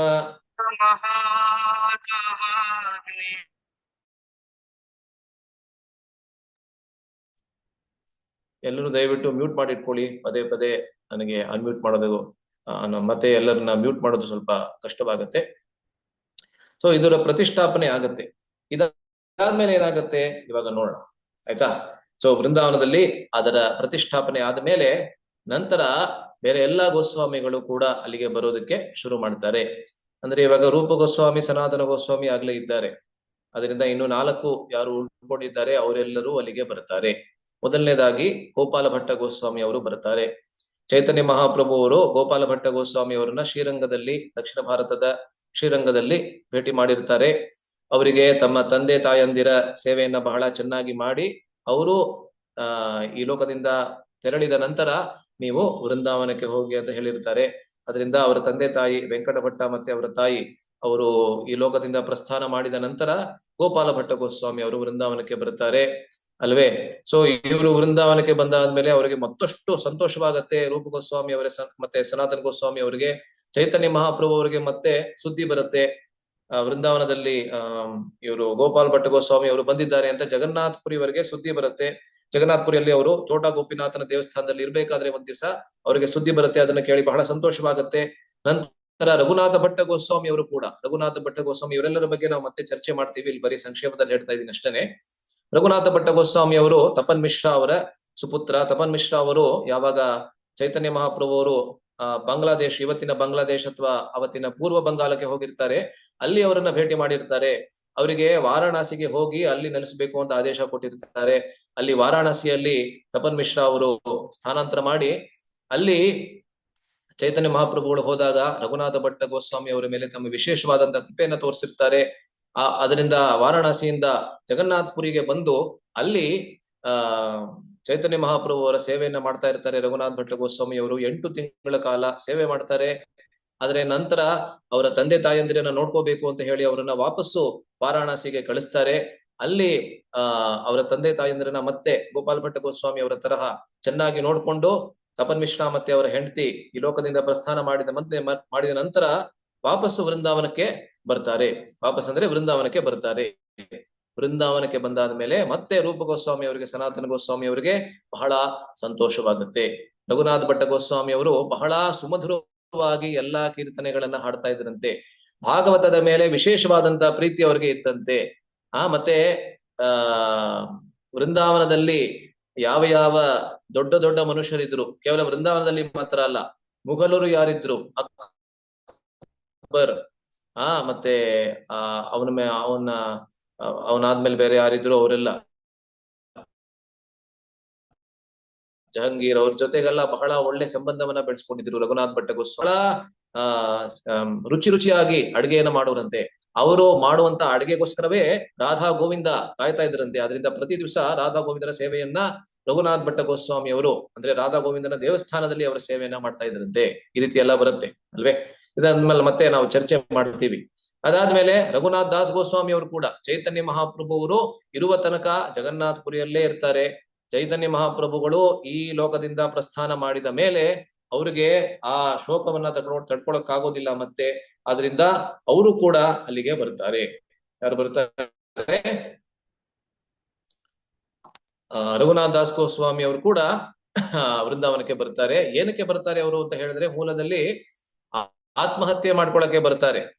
ಏನಕ್ಕೆ ಅಂದ್ರೆ, ಚೈತನ್ಯ ಮಹಾಪ್ರಭುಗಳು ಇಲ್ಲದೆ ನಾನು ಬದುಕಿ ಏನು ಪ್ರಯೋಜನ ಇಲ್ಲ ಅಂತ ಹೇಳಿ ಆತ್ಮಹತ್ಯೆ ಮಾಡ್ಕೊಳಕ್ಕೆ ಬರ್ತಾರೆ. ಗೋವರ್ಧನದ ಮೇಲಿಂದ ನಾನು ಬಿದ್ದು ಆತ್ಮಹತ್ಯೆ ಮಾಡ್ಕೊಳಕ್ಕೆ ಬರ್ತಾರೆ. ಆದ್ರೆ ರೂಪ ಗೋಸ್ವಾಮಿ ಮತ್ತೆ ಸನಾತನ ಗೋಸ್ವಾಮಿ ಅವ್ರಿಗೆ ಸಮಾಧಾನವನ್ನ ಮಾಡಿ, ಆ ಚೈತನ್ಯ ಮಹಾಪ್ರಭುಗಳ ಕೊನೆಯ ಲೀಲೆಗಳನ್ನ ನೀವು ಮಾತ್ರ ಕೇಳಿದ್ದೀರಾ, ಅದನ್ನ ಎಲ್ಲರಿಗೂ ನಮ್ಗೆಲ್ಲರಿಗೂ ನೀವು ಹೇಳ್ಬೇಕು, ನೀವು ಮಾತ್ರ ನೋಡಿದ್ದೀರಾ, ಅದರಿಂದ ನೀವು ಅದೆಲ್ಲವನ್ನ ನಮಗೆ ಹೇಳ್ಬೇಕು ಅಂತ ಹೇಳಿ ಅವ್ರಿಗೆ ಆಜ್ಞೆಯನ್ನ ಕೊಡ್ತಾರೆ. ಅವರು ಕೂಡ ಬರ್ತಾರೆ. ಮತ್ತೆ ಅವರು ಅಂದ್ರೆ ರೂಪ ಗೋಸ್ವಾಮಿ ಮತ್ತೆ ಸನಾತನ ಗೋಸ್ವಾಮಿ ಅವರು ವೃಂದಾವನಕ್ಕೆ ಬರುವ ಮುಂಚೆನೆ ಮತ್ತೊಬ್ಬ ಗೋಸ್ವಾಮಿ ಅವರು ಅಲ್ಲಿ ಬಂದು ಆಗ್ಲೇ ವಾಸ ಮಾಡ್ತಾ ಇರ್ತಾರೆ. ಬರೀ ಒಬ್ರು ಮಾತ್ರ ಅಲ್ಲ, ಇಬ್ರು. ಯಾರವುದು ಅಂತ ಹೇಳಿದ್ರೆ, ಲೋಕನಾಥ ಗೋಸ್ವಾಮಿ ಮತ್ತೆ ಭೂಗರ್ಭ ಗೋಸ್ವಾಮಿ. ಇವರಿಬ್ಬರು ಕೂಡ ಚೈತನ್ಯ ಮಹಾಪ್ರಭುಗಳ ಅನುಯಾಯಿಗಳು, ಅವರ ಶಿಷ್ಯಂದ್ರು. ಚೈತನ್ಯ ಮಹಾಪ್ರಭುಗಳು ಬಹಳ ಪೂರ್ವದಲ್ಲೇನೆ ಅವರನ್ನ ವೃಂದಾವನಕ್ಕೆ ಕಳಿಸಿರ್ತಾರೆ. ಮುಂದೆ ಯಾವಾಗ ರೂಪ ಗೋಸ್ವಾಮಿ ಮತ್ತೆ ಸನಾತನ ಗೋಸ್ವಾಮಿ ಅವರು ಬರ್ತಾರೆ, ಅವರ ಜೊತೆಯಲ್ಲಿ ನೀವು ಬಹಳಷ್ಟು ಸೇವೆಗಳನ್ನ ಮಾಡಬಹುದು ಅಂತ ಹೇಳಿ ಮೊದಲೇನೆ ಅವರನ್ನ ಆಗ್ಲೇ ಕಳಿಸಿರ್ತಾರೆ. ಲೋಕನಾಥ್ ಗೋಸ್ವಾಮಿ ಅಂತ ಹೇಳಿದ್ರೆ ನರೋತ್ತಮ್ ದಾಸ್ ಠಾಕೂರ್ ಅವರ ಗುರುಗಳು ಅಲ್ವೇ. ಅವರ ಜೊತೆಯಲ್ಲಿ ಭೂಗರ್ಭ ಗೋಸ್ವಾಮಿ ಅವರಿಬ್ಬರನ್ನ ಮುಂಚೆನೆ ಅವರನ್ನ ವೃಂದಾವನಕ್ಕೆ ಕಳಿಸಿರ್ತಾರೆ ಅಲ್ವೇ. ಹೀಗೆ ಎಲ್ಲರೂ ಬರ್ತಾರೆ. ಸ್ವಲ್ಪ ಸಮಯದ ನಂತರ ಜೀವ ಗೋಸ್ವಾಮಿ ಕೂಡ ಅಲ್ಲಿಗೆ ಬರ್ತಾರೆ ಅಲ್ವೇ. ಜೀವ ಗೋಸ್ವಾಮಿ ಅಂತ ಹೇಳಿದ್ರೆ ಇವರ ಸೋದರಳಿಯ, ರೂಪ ಗೋಸ್ವಾಮಿ ಮತ್ತೆ ಸನಾತನ ಗೋಸ್ವಾಮಿ ಅವರ ಸೋದರಳಿಯ, ಅವರ ತಮ್ಮನಾದಂತಹ ಅನುಪಮನ ಮಗ, ಸುಪುತ್ರ ಅಲ್ವೇ. ಅವರು ಕೂಡ ಬರ್ತಾರೆ. ಸೊ ಇವಾಗ 6 ಗೋಸ್ವಾಮಿಗಳು ಅಲ್ಲಿಗೆ ಬಂದಿದ್ದಾರೆ. ಎಲ್ಲರ ಆ ಟೀಮ್ ಆ ಎನರ್ಜಿ ಅಂತ ಹೇಳ್ತಾರಲ್ಲ, ಅದರಿಂದ ಅವರೆಲ್ಲರ ಉಪಸ್ಥಿತಿಯಲ್ಲಿ ಒಬ್ಬರಿಗೆ ಮತ್ತೊಬ್ಬರ ಸಂಘ ಬಹಳ ಅಮೃತಮಯವಾಗಿ ಅನಿಸುತ್ತೆ. ಆಯ್ತಾ. ಸೊ ಇವಾಗ ಮತ್ತೊಂದು ಅದ್ಭುತವಾದಂತ ಒಂದು ಕಥೆ ಬರ್ತದೆ. ಈ ಕಥೆಯಿಂದ ಬಹಳಷ್ಟು ಪಾಠಗಳನ್ನ ನಾವು ಕಲಿಯೋದಕ್ಕೆ ನಮ್ಗೆ ಅವಕಾಶವಾಗುತ್ತದೆ. ಏನಂದ್ರೆ ನೋಡಿ, ನಾವು ಹಿಂದೆ ಕೂಡ ಈ ಒಬ್ಬ ವಲ್ಲಭ ಭಟ್ಟರ ಬಗ್ಗೆ ನಾವು ಚರ್ಚೆ ಮಾಡಿದ್ವಿ. ಯಾವಾಗ ಮಹಾಪ್ರಭು ಅಂದ್ರೆ ಚೈತನ್ಯ ಮಹಾಪ್ರಭು ಇದರಲ್ಲಿ ಪ್ರಯಾಗರಾಜದಲ್ಲಿ ಇರ್ತಾರೆ. ಅಲ್ಲಿ ವಲ್ಲಭ ಭಟ್ಟರು ಅವರ ಊರಿಗೆ ಅವರನ್ನ ಕರ್ಕೊಂಡು ಹೋಗಿರ್ತಾರೆ. ಅವರ ಜೊತೆಯಲ್ಲಿ ರೂಪ ಗೋಸ್ವಾಮಿ ಅವರು, ಅನುಪಮ, ಇವರೆಲ್ಲರೂ ಕೂಡ ಹೋಗಿರ್ತಾರೆ. ಆ ದಾರಿಯಲ್ಲಿ ಚೈತನ್ಯ ಮಹಾಪ್ರಭುಗಳು ದೋಣಿಯಲ್ಲಿ ಇರ್ಬೇಕಾದ್ರೆ ಅವರು ಭಾವ ವಿಭೋರರಾಗಿ ಕೀರ್ತನೆಯನ್ನ ಮಾಡೋದಕ್ಕೆ ಶುರು ಮಾಡ್ತಾರೆ. ಅದೆಲ್ಲವನ್ನ ನಾವು ಚರ್ಚೆ ಮಾಡಿದ್ವಿ ಅಲ್ವೇ. ಸೊ ವಲ್ಲಭ ಭಟ್ಟರು ಯಾರು ಅಂತ ಹೇಳಿದ್ರೆ, ನೋಡಿ 4 ವೈಷ್ಣವ ಸಂಪ್ರದಾಯಗಳಿದೆ ಅಲ್ವೇ. ಅದರಲ್ಲಿ ಒಂದು ರುದ್ರ ಸಂಪ್ರದಾಯ ಅಂತ. ಆ ರುದ್ರ ಸಂಪ್ರದಾಯದಲ್ಲಿ ಒಂದು ಸಣ್ಣ ಶಾಖೆ ಇದೆ, ಅದಕ್ಕೆ ಪುಷ್ಟಿ ಮಾರ್ಗ ಅಂತ ಹೆಸರು. ಹೇಗೆ ಗೌಡಿಯ ವೈಷ್ಣವ ಸಂಪ್ರದಾಯ ಅನ್ನೋದು ಮಧ್ವ ಸಂಪ್ರದಾಯದ ಒಂದು ಶಾಖೆ ಅಲ್ವೇ. ಅದೇ ರೀತಿಯಲ್ಲಿ ಈ ಪುಷ್ಟಿ ಮಾರ್ಗ ಅನ್ನೋದು ರುದ್ರ ಸಂಪ್ರದಾಯದ ಒಂದು ಶಾಖೆ. ಅದಕ್ಕೆ ಪ್ರಧಾನವಾದಂತ ಆಚಾರ್ಯರು, ಪ್ರವರ್ತಕಾಚಾರ್ಯರು ಅಂತ ಹೇಳ್ಬೋದು, ಅವರು ವಲ್ಲಭಾಚಾರ್ಯರು. ಚೈತನ್ಯ ಚರಿತಾಮೃತದಲ್ಲಿ ಅವ್ರಿಗೆ ವಲ್ಲಭ ಭಟ್ಟರು ಅಂತ ಹೇಳ್ತಾರೆ. ಅದರಿಂದ ನಾವು ಅದೇ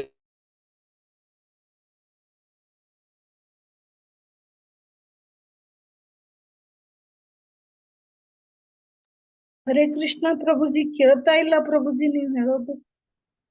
ಹರೇ ಕೃಷ್ಣ. ಆಡಿಯೋ ಬರ್ತಾ ಇಲ್ಲ ಪ್ರಭುಜಿ. ಹೌದ್ರಿ,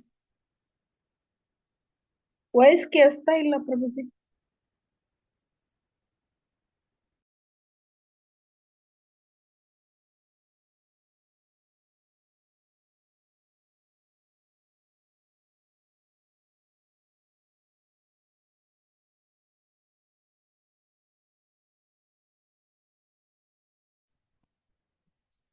ಹರೇ ಕೃಷ್ಣ. ಏನೋ ಒಂದು ಸಣ್ಣ ಸಮಸ್ಯೆ ಇತ್ತಂತ ಕಾಣುತ್ತೆ ಮಧ್ಯದಲ್ಲಿ, ದಯವಿಟ್ಟು ಕ್ಷಮಿಸಿ. ಒಂದೇ ನಿಮಿಷ ಸ್ಪಾಟ್ ಲೈಟ್ ಮಾಡಬೇಕು.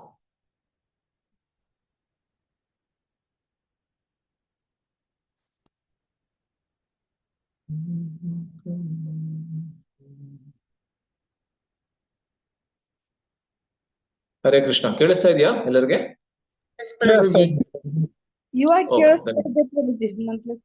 ಧನ್ಯವಾದಗಳು. ಸೊ ವಲ್ಲಭ ಭಟ್ಟರು ಬೃಂದಾವನಕ್ಕೆ ಬಂದು ವಾಸ ಮಾಡೋದಕ್ಕೆ ಶುರು ಮಾಡ್ತಾರೆ.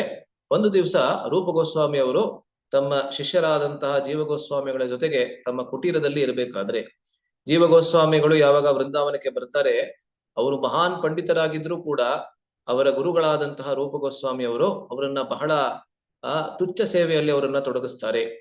ಹೇಗೆ ಅಂತ ಹೇಳಿದ್ರೆ, ರೂಪ ಗೋಸ್ವಾಮಿ ಅವರು ಯಾವಾಗ ಗ್ರಂಥಗಳನ್ನ ತಾಳಪತ್ರಗಳ ಮೇಲೆ ಬರಿತಾ ಇರ್ತಾರೆ, ತಾಳಪತ್ರಗಳನ್ನ ಸಿದ್ಧ ಮಾಡುವಂತಹದ್ದು, ಅದಕ್ಕೆ ಯಾವ ಮಷಿ ಅಂತ ಹೇಳಿದ್ರೆ ಇಂಕು ಅಲ್ವೇ, ಆ ಇಂಕ್ ಏನ್ ಬೇಕಾಗಿತ್ತು ಅದನ್ನ ತಯಾರು ಮಾಡುವಂತಹದ್ದು, ದೇವಸ್ಥಾನವನ್ನ ಸ್ವಚ್ಛಗೊಳಿಸುವಂತಹದ್ದು, ಈ ರೀತಿಯಾದಂತಹ ಸೇವೆಯಲ್ಲಿ ಅವರನ್ನ ತೊಡಗಿಸಿರ್ತಾರೆ.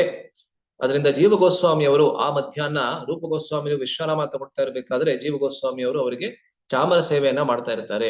ಅವರಿಗೆ ಆ ಫ್ಯಾನ್ ಸರ್ವಿಸ್ ಅಂತ ಹೇಳ್ತೀವಲ್ಲ, ಆವಾಗ ವಲ್ಲಭ ಭಟ್ರು ಬರ್ತಾರೆ. ವಲ್ಲಭ ಭಟ್ರು ವಯಸ್ಸಿನಲ್ಲಿ ಬಹಳ ದೊಡ್ಡವರು, ಚೈತನ್ಯ ಮಹಾಪ್ರಭುಗಳಿಗಿಂತ ದೊಡ್ಡವರು ಅಲ್ವೇ. ಅದರಿಂದ ರೂಪ ಗೋಸ್ವಾಮಿ ಅವರು ಬಂದ ಕೂಡ್ಲೆ ಅವರು ಎದ್ದು ಅವರಿಗೆ ನಮಸ್ಕಾರವನ್ನ, ದಂಡವತ್ ಪ್ರಣಾಮಗಳನ್ನ ಸಲ್ಲಿಸ್ತಾರೆ. ವಲ್ಲಭ ಭಟ್ರು ಇವಾಗ ಇತ್ತೀಚೆಗೆ ನೀವು ಯಾವ ಗ್ರಂಥವನ್ನ ಬರಿತಾ ಇದ್ದೀರಾ ಅಂತ ಪ್ರಶ್ನೆಯನ್ನ ಕೇಳ್ತಾರೆ. ಯಾಕೆಂದ್ರೆ ಅವರಿಗೆ ಗೊತ್ತಿತ್ತು ರೂಪ ಗೋಸ್ವಾಮಿ ಅವರ ಬರವಣಿಗೆ ಸಾಮಾನ್ಯವಾದಂತಹ ಬರವಣಿಗೆ ಅಲ್ಲ, ಬಹಳ ಅತ್ಯುನ್ನತವಾದಂತಹ ಬರವಣಿಗೆ, ಅವರ ಎಲ್ಲಾ ಗ್ರಂಥಗಳು ಕೂಡ ಮೇರು ಕೃತಿಗಳು ಅಂತ ಅವರಿಗೆ ಗೊತ್ತಿತ್ತು. ಅದರಿಂದ ವಲ್ಲಭ ಭಟ್ಟರು ಅವರು ಕೂಡ ಮಹಾನ್ ಪಂಡಿತರು. ವಲ್ಲಭಾಚಾರ್ಯರು ಭಾಗವತದ ಮೇಲೆ ಒಂದು ವ್ಯಾಖ್ಯಾನವನ್ನ ಬರೆದಿದ್ದಾರೆ, ಸುಬೋಧಿನಿ ಅಂತ. ಎಲ್ಲಾ ವ್ಯಾಖ್ಯಾನಗಳಲ್ಲೂ ಕೂಡ ನೀವು ನೋಡಿದ್ರೆ ಆ ವ್ಯಾಖ್ಯಾನ ಅತಿ ದೀರ್ಘವಾಗಿರ್ತಕ್ಕಂಥ ವ್ಯಾಖ್ಯಾನ, ಮತ್ತೆ ಬಹಳ ಕಷ್ಟ ಅರ್ಥ ಮಾಡ್ಕೊಳ್ಳೋದಕ್ಕೆ, ಅಂದ್ರೆ ಸುಲಭ ಇಲ್ಲ ಅರ್ಥ ಮಾಡ್ಕೊಳ್ಳಕ್ಕೆ, ಬಹಳ ಸೊಗಸಾಗಿ ಅದನ್ನ ಬರೆದಿದ್ದಾರೆ. ಅದರಿಂದ ಅವರು ಕೂಡ ಮಹಾನ್ ಪಂಡಿತರು. ಅದರಿಂದ ರೂಪ ಗೋಸ್ವಾಮಿ ಅವರಿಗೆ ಅವರು ಯಾವ ಗ್ರಂಥವನ್ನ ನೀವು ಇತ್ತೀಚೆಗೆ ಬರಿತಾ ಇದ್ದೀರಾ ಅಂತ ಕೇಳಿದಾಗ ರೂಪ ಗೋಸ್ವಾಮಿ ಅವ್ರು ಏನ್ ಹೇಳ್ತಾರೆ, ನಾವು ಇವಾಗ ಒಂದು ಭಕ್ತಿ ರಸಾಮೃತ ಸಿಂಧು ಎಂಬಂತಹ ಗ್ರಂಥವನ್ನ ಬರಿತಾ ಇದ್ದೇವೆ. ಭಕ್ತಿ ರಸಾಮೃತ ಸಿಂಧು ಎಂಬಂತಹ ಗ್ರಂಥವನ್ನ ಬರೆಯೋದಕ್ಕೆ ರೂಪ ಗೋಸ್ವಾಮಿ ಅವರು 17 ವರ್ಷಗಳ ಕಾಲ ತಗೊಂಡ್ರಂತೆ. ನೋಡಿ ಆಚಾರ್ಯರು ಎಷ್ಟು ಪರಿಶ್ರಮವನ್ನ ಪಟ್ಟು ಅದಾದ್ಮೇಲೆ ಈ ಗ್ರಂಥವನ್ನ ಬರೆದಿದ್ದಾರೆ ಅಂತ. 17 ವರ್ಷಗಳ ಸತತವಾದಂತಹ ಪ್ರಯತ್ನದಿಂದ ಆ ಗ್ರಂಥ ಅನ್ನೋದು ಹೊರಗೆ ಬಂದಿದೆ. ಅದು ಅಸಾಮಾನ್ಯವಾಗಿರ್ತಕ್ಕಂಥ ಗ್ರಂಥ. ಪ್ರಾಯ 4 ವೈಷ್ಣವ ಸಂಪ್ರದಾಯಗಳಲ್ಲಿ ಆ ರೀತಿಯಾದಂತಹ ರಸದ ಮೇಲೆ ಪ್ರಧಾನವಾದಂತಹ ಗ್ರಂಥ ಎಲ್ಲೂ ನಿಮ್ಗೆ ಸಿಗೋದಿಲ್ಲ. ಅದನ್ನ ಅವರು ಭರತ ಮುನಿಯ ನಾಟ್ಯಶಾಸ್ತ್ರ ಏನಿದೆ ಅದನ್ನ ಆಧರಿಸಿ ಅವರ ಭಕ್ತಿ ರಸಾಮೃತ ಸಿಂಧುವನ್ನ, ಆ ನಾಟ್ಯಶಾಸ್ತ್ರ ಅನ್ನೋದು ಭಕ್ತಿಗೆ ಹೇಗೆ ಅನುಗುಣವಾಗಿ ನಾವು ನೋಡಬಹುದು ಅಂತ ಆ ದೃಷ್ಟಿಯಿಂದ ಬರೆದಿದ್ದಾರೆ. ಅದು ಅಸಾಮಾನ್ಯವಾಗಿರ್ತಕ್ಕಂಥ ಕೃತಿ ಅಲ್ವೇ. ಸೊ ಅದನ್ನ ನಾನು ಬರಿತಾ ಇದ್ದೇನೆ ಅಂತ ಹೇಳ್ತಾರೆ. ಅವಾಗ ರೂಪ ಗೋಸ್ವಾಮಿ ಅವರಿಗೆ ಒಂದು ತಟ್ಟಂತ ಒಂದು ಯೋಚನೆ ಬರುತ್ತೆ, ಒಂದು ವಿಚಾರ ಬರುತ್ತೆ ಅವರ ಮನಸ್ಸಿನಲ್ಲಿ. ಇವರು ಮಹಾನ್ ಪಂಡಿತರು, ನಮ್ಮ ವರಿಷ್ಠರು ಬೇರೆ ವಲ್ಲಭಾಚಾರ್ಯರು, ಅದರಿಂದ ಇವರಿಗೆ ಈ ಗ್ರಂಥದ ಸಂಪಾದನೆಯನ್ನ ಮಾಡೋದಕ್ಕೆ ನಾವು ಕೊಡ್ಬೋದು, ಎಡಿಟಿಂಗ್ ಮಾಡೋದಕ್ಕೆ ನಾವು ಕೊಡ್ಬೋದು ಅಂತ ಅವ್ರಿಗೆ ಅನ್ಸುತ್ತೆ. ಅದನ್ನ ಕೇಳ್ತಾರೆ, ದಯವಿಟ್ಟು ನನ್ನ ಗ್ರಂಥವನ್ನ ನೀವು ಸಂಪಾದನೆ ಮಾಡೋದಕ್ಕೆ ಸಾಧ್ಯನಾ ಅಂತ. ವಲ್ಲಭ ಭಟ್ಟರಿಗೆ ಸಂತೋಷವಾಗತ್ತೆ, ಒಪ್ಕೋತಾರೆ. ಅದರ ಪ್ರತಿಯನ್ನ ರೂಪ ಗೋಸ್ವಾಮಿ ಅವರಿಗೆ ಕೊಡ್ತಾರೆ. ಅದನ್ನ ಸ್ವೀಕರಿಸಿ ಅವರು ಹೋಗ್ತಾರೆ. 2-3 ದಿವಸ ಆಗತ್ತೆ. ಅದಾದ್ಮೇಲೆ ಬಂದು ರೂಪ ಗೋಸ್ವಾಮಿ ಅವರಿಗೆ ಹೇಳ್ತಾರೆ, ಅತ್ಯುನ್ನತವಾದಂತಹ ಕೃತಿ ಇದು, ಈ ರೀತಿಯಾದಂತಹ ಕೃತಿಯನ್ನ ನಾನು ಎಲ್ಲೂ ನೋಡಿಲ್ಲ. ಆದ್ರೆ ಒಂದು ಸಣ್ಣ ದೋಷ ಇದೆ ಈ ಕೃತಿಯಲ್ಲಿ, ಒಂದೇ ಒಂದು ಶ್ಲೋಕದಲ್ಲಿ ಒಂದು ಸಣ್ಣ ದೋಷ ಇದೆ. ಅದನ್ನ ಸರಿಪಡಿಸಿದ್ರೆ ಯಾವುದೇ ಲೋಪದೋಷಗಳ ಇಲ್ಲದೆ ಇರತಕ್ಕಂತಹ ಅದ್ಭುತವಾದಂತಹ ಅತ್ಯದ್ಭುತವಾದಂತಹ ಕೃತಿ ಇದು ಆಗತ್ತೆ ಅಂತ ಹೇಳ್ತಾರೆ. ಯಾವ್ದದ್ದು ದೋಷ? ಒಂದು ಶ್ಲೋಕವನ್ನ ಉದಾಹರಿಸಿ ಅವರು ಹೇಳ್ತಾರೆ. ಯಾವ ಶ್ಲೋಕ ಅನ್ನೋದನ್ನ ಇಲ್ಲಿ ನಾನು ಕೊಟ್ಟಿದ್ದೀನಿ ನೋಡಿ. ಭುಕ್ತಿ ಮುಕ್ತಿ ಸ್ಪೃಹ ಯಾವತ್ ಪಿಶಾಚಿ ಹೃದಯ ವರ್ತತೆ ತಾವತ್ ಭಕ್ತಿ ಸುಖಸ್ಯಾತ್ರ ಕಥಂ ಅಭ್ಯುದಯೋ ಭವೇತ್. ಈ ಶ್ಲೋಕವನ್ನ ಉದಾಹರಿಸಿ ಇಲ್ಲಿ ಒಂದು ಸಣ್ಣ ದೋಷ ಇದೆ. ಯಾವ್ದದ್ದು ದೋಷ? ಈ ಶ್ಲೋಕಕ್ಕೆ ಅರ್ಥ ಏನು ಅಂತ ಹೇಳಿದ್ರೆ, ಭುಕ್ತಿ ಅಂತ ಹೇಳಿದ್ರೆ ಭೋಗದ ಆಸೆ, ಮುಕ್ತಿ ಅಂತ ಹೇಳಿದ್ರೆ ಮುಕ್ತಿಯ ಆಸೆ. ಆ ಭೋಗ ಮತ್ತೆ ಮುಕ್ತಿ, ಆ ರೀತಿಯಾದಂತಹ ವಿಚಾರಗಳು, ಭೋಗಕ್ಕೆ ವಿಚಾರ, ಆ ಭೋಗದ ವಿಚಾರ ಮತ್ತೆ ಮುಕ್ತಿಯ ವಿಚಾರ ನಮ್ಮ ಮನಸ್ಸಿನಲ್ಲಿ ಅಥವಾ ಹೃದಯದಲ್ಲಿ ಎಲ್ಲಿಯವರೆಗೆ ಇರ್ತದೆ. ಮತ್ತೆ ಆ ಭೋಗದ ವಿಚಾರ ಮತ್ತೆ ಆ ಮುಕ್ತಿಯ ವಿಚಾರವನ್ನು ಯಾವುದಕ್ಕೆ ಹೋಲಿಸ್ತಾ ಇದ್ದಾರೆ? ಪಿಶಾಚಿ. ಪಿಶಾಚಿ ಅಂತ ಕನ್ನಡದಲ್ಲಿ ಕೂಡ ನಾವು ಬಳಸ್ತೀವಿ ಅಲ್ವಾ? ಯಾರಿಗಾದ್ರೂ ಬೈಬೇಕಾದ್ರೆ ಪಿಶಾಚಿ ಅಂತ ಬೈತೀವಿ ನಾವು ಅಲ್ವೇ. ಪಿಶಾಚಿ ಅಂತ ಹೇಳಿದ್ರೆ ಭೂತ ಪ್ರೇತ ಅಂತ ಅರ್ಥ ಅಲ್ವೇ. ಅದರಿಂದ ಆ ಭುಕ್ತಿಯ ವಿಚಾರ ಅಥವಾ ಮುಕ್ತಿಯ ವಿಚಾರವೆಂಬಂತಹ ಪಿಶಾಚಿ ಅಲ್ಲಿಯವರೆಗೆ ನಮ್ಮ ಹೃದಯದಲ್ಲಿ ಅಥವಾ ನಮ್ಮ ಮನಸ್ಸಿನಲ್ಲಿ ಇರ್ತದೆ, ಅಲ್ಲಿಯವರೆಗೆ ಭಕ್ತಿ ಸುಖ ಅನ್ನೋದು ನಮ್ಮ ಹೃದಯದಲ್ಲಿ ಉದ್ಭವವಾಗೋದಕ್ಕೆ ಸಾಧ್ಯವಿಲ್ಲ ಅಂತ ಆ ಶ್ಲೋಕದ ಅರ್ಥ, ಸರಳವಾದಂತಹ ಅರ್ಥ ಅಲ್ವೇ. ಅದನ್ನ ಉದಾಹರಿಸಿ ವಲ್ಲಭ ಭಟ್ಟರು ಹೇಳ್ತಾರೆ. ಏನಂದ್ರೆ ಈ ಶ್ಲೋಕದಲ್ಲಿ ಭುಕ್ತಿ ಮತ್ತೆ ಮುಕ್ತಿಯನ್ನ ನೀವು ಪಿಶಾಚಿಗೆ ಹೋಲಿಸಿದ್ದೀರಾ, ಇದು ಸರಿಯಲ್ಲ. ಏಕೆ ಅಂತ ಹೇಳಿದ್ರೆ ನೋಡಿ, ಚತುಷ್ಪುರುಷಾರ್ಥಗಳು ಅಂತ ನಮ್ಮ ಸನಾತನ ಧರ್ಮದಲ್ಲಿ ಇದೆ. ಇದರ ಬಗ್ಗೆ ನಮ್ಗೆಲ್ಲರಿಗೂ ಗೊತ್ತಿದೆ ಅಲ್ವೇ? ಧರ್ಮ, ಅರ್ಥ, ಕಾಮ ಮತ್ತೆ ಮೋಕ್ಷ. ಈ ಧರ್ಮಾರ್ಥ ಕಾಮ ಮೋಕ್ಷಗಳಲ್ಲಿ ಅರ್ಥ ಮತ್ತೆ ಮೋಕ್ಷ ಕೂಡ ಪುರುಷಾರ್ಥಗಳೇ ಹೌದು. ಅಂದ್ರೆ ನಮ್ಮ ವೈದಿಕ ವಾಂಗ್ಮಯದಿಂದಲೇ ಇದರ ಅಭ್ಯುದಯವನ್ನ ನಾವು ಪಡ್ಕೋಬಹುದು. ಆ ಧರ್ಮದ ಮಾರ್ಗದಲ್ಲಿ ನಾವು ವೈದಿಕ ವಾಂಗ್ಮಯದಲ್ಲಿ ನಡೆಯುವಂತೆ ಧರ್ಮದ ವೈದಿಕ ವಾಂಗ್ಮಯ ನಮಗೆ ಹೇಳುತ್ತೆ. ವೈದಿಕ ಶಾಸ್ತ್ರಗಳು, ನಮ್ಮ ಶಾಸ್ತ್ರಗಳು ಧರ್ಮದ ಮಾರ್ಗದಲ್ಲಿ ಹೇಗೆ ನಡಿಬೇಕು ಅಂತ ನಮ್ಗೆ ತೋರಿಸುತ್ತೆ. ಅದೇ ರೀತಿ ನ್ಯಾಯಪೂರ್ವಕವಾಗಿ ಅರ್ಥವನ್ನ ಹೇಗೆ ನಾವು ಗಳಿಸ್ಬೇಕು, ಅಂದ್ರೆ ಐಶ್ವರ್ಯವನ್ನ ಹೇಗೆ ಗಳಿಸ್ಬೇಕು ಅನ್ನೋದನ್ನ ಕೂಡ ನಮ್ಮ ಶಾಸ್ತ್ರಗಳೇ ನಮಗೆ ಹೇಳುತ್ತೆ. ಕಾಮದ ಇತಿಮಿತಿಯಲ್ಲಿ ಸಂಪೂರ್ತಿಯನ್ನ ಹೇಗೆ ನಾವು ಪಡ್ಕೋಬೇಕು ಅನ್ನೋದನ್ನ ಕೂಡ ಶಾಸ್ತ್ರ ಹೇಳುತ್ತೆ. ಅದೇ ರೀತಿಯಲ್ಲಿ ಮೋಕ್ಷ ಅಥವಾ ಮುಕ್ತಿಯನ್ನ ಹೇಗೆ ನಾವು ಪಡ್ಕೋಬೇಕು ಅನ್ನೋದನ್ನ ಕೂಡ ಶಾಸ್ತ್ರ ಹೇಳುತ್ತೆ. ಇಲ್ಲಿ ಮುಕ್ತಿ ಅಂತ ಹೇಳಿದ್ರೆ ಏನು? ಮುಕ್ತಿ ಅಂತ ಹೇಳಿದ್ರೆ ಕೇವಲ ಈ ಭೌತಿಕ ಕಷ್ಟಗಳೇನಿದೆ, ಭೌತಿಕ ಅಡಚಣೆಗಳೇನಿದೆ, ಅದೆಲ್ಲದರಿಂದ ಮುಕ್ತರಾಗಿ ಹೋಗಿ ನಿರಾಕಾರ ಬ್ರಹ್ಮನಲ್ಲಿ ನಾವು ಸ್ಥಿತರಾಗುವಂತಹದ್ದು ಯಾವ ಪ್ರಕ್ರಿಯೆ ಇದೆಯಲ್ಲ ಅಥವಾ ಯಾವ ಪ್ರಕಲ್ಪ ಇದೆಯಲ್ಲ, ಅದಕ್ಕೆ ಇಲ್ಲಿ ಮುಕ್ತಿ ಅಂತ ಕರೀತಾ ಇದ್ದಾರೆ ಅಲ್ವೇ? ಸೊ ಈ ನಾಲ್ಕು ಕೂಡ ವೈದಿಕ ವಾಂಗ್ಮಯದಲ್ಲೇ ವಿಚಾರ ವಿನಿಮಯವನ್ನ ಮಾಡಿರೋದ್ರಿಂದ ಅದನ್ನ ನೀವು ಪಿಶಾಚಿಗೆ ಹೋಲಿಸಿರುವುದು ಸರಿಯಲ್ಲ ಅಂತ ಹೇಳ್ತಾರೆ. ರೂಪ ಗೋಸ್ವಾಮಿಯವರು ತಕ್ಷಣ ಅವರು ವರಿಷ್ಠರು, ಅವರು ನಮಗೆ ಈ ಉಪದೇಶವನ್ನ ಕೊಡ್ತಾ ಇದ್ದಾರೆ, ಆದ್ರಿಂದ ಅದಕ್ಕೆ ನಾವು ಓಗೂಡಲೇಬೇಕು ಅಂತ ಹೇಳಿ ತಕ್ಷಣ ಅದನ್ನ ಒಪ್ಕೊಂಡು ತಲೆಬಾಗಿ ಸರಿ ಅದನ್ನ ನಾವು ಸರಿಪಡಿಸ್ತೇವೆ ಅಂತ ಹೇಳ್ಬಿಡ್ತಾರೆ. ಆದರೆ ಮಾರನೇ ದಿವಸ ಯಾವಾಗ ವಲ್ಲಭ ಭಟ್ರು ಬಂದಿರ್ತಾರೆ ಈ ತಪ್ಪನ್ನ ತಿಳಿಸೋದಕ್ಕೆ, ಅಂದ್ರೆ ಅವ್ರಿಗೆ ಕಂಡಂತೆ ತಪ್ಪನ್ನ ತಿಳಿಸೋದಕ್ಕೆ ರೂಪ ಗೋಸ್ವಾಮಿ ಅವರಿಗೆ, ಆವಾಗ ಕೂಡ ಜೀವ ಗೋಸ್ವಾಮಿ ಅವರು ರೂಪ ಗೋಸ್ವಾಮಿ ಅವರಿಗೆ ಚಾಮರ ಸೇವೆಯನ್ನ ಮಾಡ್ತಾ ಇರ್ತಾರೆ ಅಲ್ವೇ? ಜೀವ ಗೋಸ್ವಾಮಿ ಅವರಿಗೆ ಅದು ಇಷ್ಟ ಆಗೋದಿಲ್ಲ. ತಮ್ಮ ಗುರುಗಳ ಗ್ರಂಥದಲ್ಲಿ ಲೋಪದೋಷವನ್ನ ಇವರು ಹುಡುಕ್ತಾ ಇದ್ದಾರೆ, ಅದರಲ್ಲಿ ಲೋಪದೋಷ ಇಲ್ಲ ಆದ್ರೂ ಹುಡುಕ್ತಾ ಇದ್ದಾರೆ ಅಂತ ಹೇಳಿ ಅವ್ರಿಗೆ ಅದು ಇಷ್ಟ ಆಗೋದಿಲ್ಲ. ತಕ್ಷಣ ಜೀವ ಗೋಸ್ವಾಮಿ ಅವರು ಒಂದ್ ಸ್ವಲ್ಪ ಸೇವೆ ಇದೆ ನನಗೆ, ನಾನು ಸ್ವಲ್ಪ ಯಮುನೆಯ ತೀರಕ್ಕೆ ಹೋಗ್ಬಿಟ್ಟು ಬರ್ತೀನಿ ಅಂತ ರೂಪ ಗೋಸ್ವಾಮಿ ಅವರಿಗೆ ಹೇಳಿ ಇವರನ್ನ ಹಿಂಬಾಲಿಸ್ಕೊಂಡು ಹೋಗ್ತಾರೆ, ವಲ್ಲಭ ಭಟ್ಟರನ್ನ. ವಲ್ಲಭ ಭಟ್ರು ಕೂಡ ಅಲ್ಲಿಂದ ಯಮುನೆಯ ತೀರಕ್ಕೆ ಹೋಗ್ತಾ ಇರ್ತಾರೆ ಒಂದು ಸ್ನಾನವನ್ನ ಮಾಡೋದಕ್ಕೋಸ್ಕರ.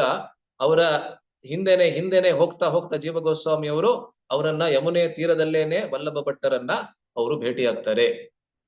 ವಲ್ಲಭ ಭಟ್ಟರಿಗೆ ಅನ್ಸುತ್ತೆ ಇವರೆಲ್ಲೋ ನೋಡಿದ್ದೀನಲ್ಲ ನಾನು ಅಂತ. ಏಕೆಂದ್ರೆ ಆಗ್ತಾನೆ ಅವರು ರೂಪ ಗೋಸ್ವಾಮಿ ಅವರ ಚಾಮರ ಸೇವೆಯನ್ನ ಮಾಡ್ತಾ ಇರೋದನ್ನ ಇವರನ್ನ ನೋಡಿರ್ತಾರೆ, ಜೀವ ಗೋಸ್ವಾಮಿ ಅವರನ್ನ. ಅವ್ರ ಹೆಸರು ಏನು ಗೊತ್ತಿರೋದಿಲ್ಲ, ಅವರ ಮಹಿಮೆ ಏನು ಕೂಡ ಗೊತ್ತಿರೋದಿಲ್ಲ. ಅದರಿಂದ ಏನು ವಿಷಯ ಅಂತ ಕೇಳ್ತಾರೆ. ಜೀವ ಗೋಸ್ವಾಮಿ ಅವ್ರು ಹೇಳ್ತಾರೆ, ನೀವು ಯಾವ ಲೋಪ ದೋಷವನ್ನ ನೀವು ಕಂಡುಹಿಡಿದಿದ್ದೀರಾ, ಅದು ನಿಜವಾಗ್ಲೂ ದೋಷ ಅಲ್ಲ, ಅದು ಹೇಗೆ ದೋಷ ಅಲ್ಲ ಅನ್ನೋದನ್ನ ನಾನ್ ಹೇಳ್ತೀನಿ ಅಂತ ಹೇಳ್ತಾರೆ. ಅವರಿಗೆ ಆಶ್ಚರ್ಯವಾಗತ್ತೆ. ಒಬ್ಬ ಸಾಮಾನ್ಯವಾದಂತ ಚಾಮರ ಸೇವೆಯನ್ನ ಮಾಡ್ತಾ ಇರ್ತಕ್ಕಂಥ ಒಬ್ಬ ಸಾಮಾನ್ಯವಾದಂತ ಬಾಲಕ, ಆವಾಗ ಜೀವ ಗೋಸ್ವಾಮಿ ಅವರಿಗೆ ಕೇವಲ 21-22 ವರ್ಷ ವಯಸ್ಸಷ್ಟೇನೆ ಅಲ್ವೇ? ಸಾಮಾನ್ಯವಾದಂತ ಒಬ್ಬ ಹುಡುಗ ನನ್ನಲ್ಲಿ ನನ್ನ ದೋಷದಲ್ಲಿ ದೋಷವನ್ನ ಹುಡುಕ್ತಾ ಇದ್ದಾನಲ್ಲ ಅಂತ ಅವ್ರಿಗೆ ಆಶ್ಚರ್ಯವಾಗತ್ತೆ. ಅದರಿಂದ ಅವ್ರು ಕೇಳ್ತಾರೆ, ಆಯ್ತು ಹೇಳು ಅಂತ. ಅವಾಗ ಜೀವ ಗೋಸ್ವಾಮಿ ಅವ್ರು ಹೇಳ್ತಾರೆ, ನೋಡಿ ಆ ಶ್ಲೋಕದಲ್ಲಿ ಏನ್ ಬರ್ದಿದೆ, ಭುಕ್ತಿ ಮುಕ್ತಿ ಪಿಶಾಚಿ ಯಾವತ್ ಅಂತ ಬರ್ದಿಲ್ಲ. ಭುಕ್ತಿಯನ್ನಾಗಲಿ ಮುಕ್ತಿಯನ್ನಾಗಲಿ ಅದನ್ನೇ ವಸ್ತುತಃ ಪಿಶಾಚಿಗೆ ಹೋಲಿಸಿಲ್ಲ. ಆದ್ರೆ ಯಾವ್ದನ್ನ ಹೋಲಿಸಿದ್ದಾರೆ ಅಂತ ಹೇಳಿದ್ರೆ ಭುಕ್ತಿ ಮುಕ್ತಿ ಸ್ಪೃಹ. ಸ್ಪೃಹ ಅಂತ ಹೇಳಿದ್ರೆ ಇಚ್ಛೆ ಅಂತ ಅರ್ಥ ಅಲ್ವೇ? ಆ ಭೋಗಕ್ಕೋಸ್ಕರ, ಮುಕ್ತಿಗೋಸ್ಕರ, ಭೋಗಕ್ಕೋಸ್ಕರ ಅಥವಾ ಮೋಕ್ಷಕ್ಕೋಸ್ಕರ ಯಾವ ಇಚ್ಛೆ ಅನ್ನೋದು ನಮ್ಮ ಹೃದಯದಲ್ಲಿ ಎಲ್ಲಿವರೆಗೆ ಇರ್ತದೆ, ಆ ಇಚ್ಛೆ ಅನ್ನೋದಿದ್ರೆ ಭಕ್ತಿಯನ್ನ ಅಭ್ಯಾಸ ಮಾಡುವುದಕ್ಕೆ ಇಚ್ಛೆ ಅನ್ನೋದು ನಮ್ಮ ಹೃದಯದಲ್ಲಿ ಬರೋದಿಲ್ಲ, ನಮ್ಮ ಮನಸ್ಸಿನಲ್ಲಿ ಬರೋದಿಲ್ಲ. ಏಕೆಂದ್ರೆ ಆ ಭೋಗಕ್ಕೋಸ್ಕರ ಇಚ್ಛೆ ಮತ್ತೆ ಮೋಕ್ಷಕ್ಕೋಸ್ಕರ ಇಚ್ಛೆ ಅನ್ನೋದು ಅಡಚಣೆಯಾಗಿ ಇರ್ತದೆ. ಭಕ್ತಿ ಅನ್ನೋದು ಸ್ಫುರಿತವಾಗೋದಕ್ಕೆ ಅಡಚಣೆಯಾಗಿ ಇರ್ತದೆ ಅವೆರಡೂ ಕೂಡ. ಆದ್ದರಿಂದಲೇ ಆ ಇಚ್ಛೆ ಏನಿದೆ, ಆ ಆಸೆ ಏನಿದೆ, ಆ ಒಂದು ಇಷ್ಟ ಏನಿದೆ, ಅದನ್ನ ಪಿಶಾಚಿಗೆ ಹೋಲಿಸ್ತಾ ಇದ್ದಾರೆ ಹೊರತು ಸಾಕ್ಷಾತ್ ಭುಕ್ತಿಯನ್ನಾಗಲಿ ಅಥವಾ ಸಾಕ್ಷಾತ್ ಮುಕ್ತಿಯನ್ನಾಗಲಿ ಪಿಶಾಚಿಗೆ ಹೋಲಿಸ್ತಾ ಇಲ್ಲ ಇವರು. ಇದು ವಲ್ಲಭ ಭಟ್ಟರು ಇದನ್ನ ಮುಂಚೆ ಗಮನಿಸಿರೋದಿಲ್ಲ ಅಲ್ವೇ? ಇದನ್ನ ಕೇಳಿ ಅವ್ರಿಗೆ ಬಹಳ ಆಶ್ಚರ್ಯವಾಗತ್ತೆ. ಹೌದು ಸರಿ, ಕರೆಕ್ಟ್ ಆಗೇ ಇದೆಯಲ್ಲ ಇವ್ರು ಹೇಳ್ತಾ ಇರೋದು ಅಂತ ಅವ್ರಿಗೆ ಅನ್ಸುತ್ತೆ. ರೂಪ ಗೋಸ್ವಾಮಿ ಅವರು ಏನ್ ಬರ್ದಿದ್ದಾರೆ, ಅದು ಪರಿಪಕ್ವವಾಗಿ ಇದೆ, ಆದ್ರೆ ಅದರಲ್ಲಿ ಇರುವಂತಹ ಸೂಕ್ಷ್ಮತೆಯನ್ನ ನಾನು ಗಮನಿಸಿಲ್ಲ ಅಂತ ಅವ್ರಿಗೆ ಗೊತ್ತಾಗುತ್ತೆ ಅವಾಗ, ಅಲ್ವೇ? ಸಂಸ್ಕೃತದ ಶ್ಲೋಕಗಳಲ್ಲಿ ಇದೇ ವೈಶಿಷ್ಟ್ಯ. ಒಂದೇ ಒಂದು ಶಬ್ದದಿಂದ ಸಂಪೂರ್ಣವಾದಂತ ಅರ್ಥವೇ ಬದಲಾಗ್ಬಿಡ್ತದೆ, ಅಲ್ವೇ? ವಲ್ಲಭ ಭಟ್ರು ಏನಂತ ಅಂದ್ಕೊಂಡ್ರು, ಮುಕ್ತಿಯನ್ನೇ ಸಾಕ್ಷಾತ್ ಪಿಶಾಚಿಗೆ ಹೋಲಿಸ್ತಾ ಇದ್ದಾರೆ ಅಂತ ಅಂದ್ಕೊಂಡ್ರು. ಆದ್ರೆ ನಿಜವಾಗ್ಲೂ ಅಲ್ಲಿ ಇದ್ದಂತ ವಿಷಯ ಏನು, ಆ ಇಚ್ಛೆ ಏನಿದೆ, ಭೋಗಕ್ಕೋಸ್ಕರ ಇಚ್ಛೆ, ಮೋಕ್ಷಕ್ಕೋಸ್ಕರ ಇಚ್ಛೆಯನ್ನ ಮಾತ್ರ ಪಿಶಾಚಿಗೆ ಹೋಲಿಸ್ತಾ ಇದ್ದಾರೆ, ಅಲ್ವೇ? ಆದ್ದರಿಂದ ಇದು ಬಹಳ ಐ ಓಪನರ್ ಅಂತ ಹೇಳ್ತಾರಲ್ಲ ಆಂಗ್ಲ ಭಾಷೆಯಲ್ಲಿ, ಅವರ ಕಣ್ಣನ್ನ ತೆರೆಸಿದಂತಂಗಾಗತ್ತೆ. ಅದು ಒಬ್ಬ ಸರ್ವಸಾಧಾರಣವಾದಂತ ಬಾಲಕ ಹಿಡಿದಿದ್ದೆ ಇವನು ನಿಜವಾಗ್ಲೂ ಹೋಗಿ ಮಹಾನ್ ಪಂಡಿತರಾಗ್ತಾರೆ, ಮಹಾನ್ ಆಚಾರ್ಯರಾಗ್ತಾರೆ ಅಂತ ಅವ್ರಿಗೆ ಗೊತ್ತಾಗುತ್ತೆ. ಅದರಿಂದ ಅವರು ಸ್ನಾನವನ್ನ ಮುಗಿಸಿದ ನಂತರ ಗೋಸ್ವಾಮಿಗೆ ಧನ್ಯವಾದಗಳನ್ನ ಹೇಳಿ ವಾಪಸ್ಸು ರೂಪ ಗೋಸ್ವಾಮಿ ಅವರಿಗೆ ಹೋಗಿ ತಮ್ಮ ಕ್ಷಮಾಪಣೆಯನ್ನ ಕೇಳ್ತಾರೆ ರೂಪ ಗೋಸ್ವಾಮಿ ಅವರಿಂದ. ಏನಕ್ಕೆ ಅಂತ ಹೇಳಿದ್ರೆ, ನಾನು ಏನು ದೋಷವನ್ನ ಕಂಡು ಹಿಡಿದಿದ್ದೆ ಅದು ದೋಷವಲ್ಲ, ನಿಮ್ಮ ಶಿಷ್ಯ ನನಗೆ ಬಂದು ಹೇಳಿದ್ದಾನೆ. ಯಾವ ಶಿಷ್ಯ ಅಂತ ರೂಪ ಗೋಸ್ವಾಮಿ ಅವರು ಕೇಳ್ತಾರೆ. ನಿಮ್ಮ ಸೇವೆಯನ್ನ ಮಾಡ್ತಾ ಇದ್ನಲ್ಲ, ಚಾಮರ ಸೇವೆಯನ್ನ, ಅವನೇ ಬಂದ್ಬಿಟ್ಟು ನಮ್ಗೆ ಯಮುನಾ ತೀರದಲ್ಲಿ ನನಗೆ ಹೇಳಿದ್ದಾನೆ. ರೂಪ ಗೋಸ್ವಾಮಿ ಅವರಿಗೆ ಕೇಳಿ ಬಹಳ ಕೋಪ ಬರುತ್ತೆ. ಈ ಕಾರಣದಿಂದ ಅವನು ಅಲ್ಲಿಗೆ ಹೋಗಿದ್ದಾನ?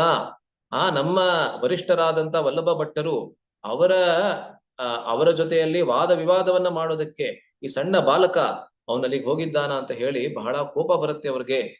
ವಲ್ಲಭ ಭಟ್ಟರ ಮುಂದೆ ಅದನ್ನ ತೋರಿಸ್ಕೊಡೋದಿಲ್ಲ, ಅವರಿಗೆ ಸತ್ಕಾರವನ್ನ ಮಾಡಿ ಅವರ ಸೇವೆಯನ್ನ ಮಾಡಿ ಅವರನ್ನು ಕಳಿಸ್ಬಿಡ್ತಾರೆ. ತದನಂತರ ಯಾವಾಗ ಜೀವಗೋಸ್ವಾಮಿ ವಾಪಸ್ಸು ಕುಟೀರಕ್ಕೆ ಬರ್ತಾನೆ, ಆವಾಗ ರೂಪ ಗೋಸ್ವಾಮಿ ಅವರು ಬಹಳ ಕೋಪ ಮಾಡ್ಕೋತಾರೆ. ಏಕೆಂದ್ರೆ ವರಿಷ್ಠರ ಪ್ರತಿ ಯಾವ ಶಿಷ್ಟಾಚಾರವನ್ನ ನಾವು ತೋರಿಸ್ಬೇಕು, ಅಲ್ವೇ? ವರಿಷ್ಠರ ಜೊತೆಗೆ ಹೇಗೆ ನಾವು ನಡೆದುಕೊಳ್ಬೇಕು, ಯಾವಾಗ್ಲೂ ತಲೆಬಾಗಿ ನಿಲ್ಲಬೇಕು, ಅಲ್ವೇ? ಎಷ್ಟೇ ಇದ್ರೂ ಕೂಡ ನೋಡಿ, ನಮ್ಮ ಸೀನಿಯಾರಿಟಿ ಅಂತ ಏನ್ ಹೇಳ್ತೀವಿ ಅಂದ್ರೆ ವರಿಷ್ಠ ಅನ್ನೋದೇನಿದೆ ಅದನ್ನ ಕೂಡ ನಾವು ಅನೇಕ ದೃಷ್ಟಿಗಳಿಂದ ನಾವು ನೋಡ್ಬೋದು. ಮೊದಲನೇದು ವಯೋವೃದ್ಧ ಅಂತ ಹೇಳ್ತೀವಿ. ವಯೋವೃದ್ಧ ಅಂತ ಹೇಳಿದ್ರೆ ವಯಸ್ಸಿನಲ್ಲಿ ಹಿರಿಯರು, ಅಲ್ವೇ? ಅವರ ಪ್ರತಿ ನಾವು ಆದರವನ್ನ, ನಮ್ಮ ಮನಸ್ಸಿನಲ್ಲಿ ಆದರ ಭಾವನೆಯನ್ನ ನಾವು ಇಟ್ಕೊಳ್ಳೇಬೇಕು. ಏಕೆಂದ್ರೆ ವಯಸ್ಸಿನಲ್ಲಿ ದೊಡ್ಡವರಂದ್ರೆ ಅಷ್ಟು ಅನೇಕ ವರ್ಷಗಳನ್ನ ಅವರು ಕಂಡಿದ್ದಾರೆ, ಅವರು ಅನುಭವಶಾಲಿಗಳು, ಅಲ್ವೇ? ಆದ್ರಿಂದ ಅವರ ಪ್ರತಿ ಆದರವನ್ನ ನಾವು ಬೆಳೆಸಿಕೊಳ್ಳಲೇಬೇಕು. ಅದಲ್ಲದೆ ಜ್ಞಾನವೃದ್ಧರು ಕೂಡ ಇರಬಹುದು, ಅಲ್ವೇ? ಜ್ಞಾನ ಅನ್ನೋದು ಯಾವಾಗ್ಲೂ ವಯಸ್ಸಿನಿಂದ ಬಂದೇ ಬರುತ್ತೆ ಅನ್ನೋದನ್ನ ಹೇಳೋದಕ್ಕಾಗೋದಿಲ್ಲ. ಒಬ್ಬ ಸಣ್ಣ ಬಾಲಕ ನೋಡಿ, ಶುಕದೇವ ಗೋಸ್ವಾಮಿಗೆ ಕೇವಲ 16 ವರ್ಷದ ವಯಸ್ಸು. ಅವರು ಭಾಗವತವನ್ನ ಹೇಳ್ತಾ ಇರಬೇಕಾದ್ರೆ ಅವರ ತಂದೆ ಮತ್ತೆ ಗುರುಗಳಾದಂತಹ ವ್ಯಾಸರು ಮತ್ತು ಅವರ ಗುರುಗಳಾದಂತಹ ನಾರದರು ಕೂಡ ಅದೇ ಸಭೆಯಲ್ಲಿ ಪರೀಕ್ಷಿತ ಮಹಾರಾಜರಿಗೆ ಭಾಗವತವನ್ನ ಹೇಳ್ಬೇಕಾದ್ರೆ ಅವರಿಬ್ಬರು ಮತ್ತೆ ಇನ್ನಿತರ ಅನೇಕ ಋಷಿಗಳು ಶುಕದೇವ ಗೋಸ್ವಾಮಿಗಿಂತ ವಯಸ್ಸಿನಲ್ಲಿ ಬಹಳಷ್ಟು ದೊಡ್ಡದಾದಂತಹ, ಬಹಳಷ್ಟು ಹಿರಿಯರಾದಂತಹ ಅನೇಕ ಋಷಿಮುನಿಗಳು ಅಲ್ಲಿ ಕೂತ್ಕೊಂಡು ಕೇಳ್ತಾ ಇದ್ರು, ಅಲ್ವೇ? ಅದೇ ರೀತಿ ವಿಷ್ಣು ಪುರಾಣವನ್ನ ಹೇಳಿದ್ಯಾರು? ವಿಷ್ಣು ಪುರಾಣವನ್ನ ಹೇಳಿದಂತವರು ಪರಾಶರ ಮುನಿಗಳು. ಪರಾಶರ ಮುನಿಗಳಿಗೆ ಆಗಿನ ಸಮಯದಲ್ಲಿ ಕೇವಲ 20 ವರ್ಷದ ವಯಸ್ಸು. ಆ ಪರಾಶರ ಮುನಿಗಳು ಈ ವಿಷ್ಣು ಪುರಾಣವನ್ನ ಮೈತ್ರೇಯ ಋಷಿಗಳಿಗೆ ಹೇಳ್ತಾರಂತೆ. ಮೈತ್ರೇಯ ಋಷಿ ಅವರಿಗೆ ಅವಾಗ 80 ವರ್ಷದ ವಯಸ್ಸು ಅಂತ ಹೇಳತ್ತೆ, ಅಲ್ವೇ? ಒಬ್ಬ 20 ವರ್ಷದ ಬಾಲಕ 80 ವರ್ಷದ ಒಬ್ಬ ವೃದ್ಧರಿಗೆ ಈ ಉಪದೇಶವನ್ನ ಮಾಡ್ತಾ ಇದ್ದಾನೆ. ಮತ್ತೆ ಮೈತ್ರೇಯ ಋಷಿಯವರು ಪ್ರತಿಯೊಂದು ಶಬ್ದವನ್ನ ಬಹಳ ಧ್ಯಾನಪೂರ್ವಕವಾಗಿ ಕೇಳ್ತಾರೆ. ಏಕೆ ಅಂತ ಹೇಳಿದ್ರೆ ಅವರಿಗೆ ಗೊತ್ತಿತ್ತು, ಪರಾಶರ ಮುನಿಯವರು ಸಾಮಾನ್ಯವಾದಂತ ಪುರುಷರಲ್ಲ, ಅವರು ಬಹಳ ಮೇಧಾವಿಗಳು, ಮತ್ತೆ ಬಹಳ ಜ್ಞಾನಶಾಲಿಗಳು, ಅಲ್ವೇ? ಅನುಭವಶಾಲಿಗಳು ಕೂಡ, ಸಾಕ್ಷಾತ್ಕಾರವನ್ನ ಹೊಂದಿರ್ತಕ್ಕಂಥವ್ರು ಅಂತ ಅವರಿಗೆ ಗೊತ್ತಿತ್ತು. ಅದರಿಂದ ವಯೋವೃದ್ಧರ ಇರ್ತಾರೆ, ಮತ್ತೆ ಜ್ಞಾನವೃದ್ಧರು ಕೂಡ ಇರ್ತಾರೆ. ಜೀವ ಗೋಸ್ವಾಮಿ ಅವರಿಗೆ ಯದ್ಯಪಿ ಅವರಿಗೆ ಕೇವಲ 20 ವರ್ಷದ ವಯಸ್ಸು, ಆದ್ರೆ ಅವರು ಜ್ಞಾನವೃದ್ಧರು ಅಂತ ಎಲ್ಲರಿಗೂ ಗೊತ್ತಿತ್ತು.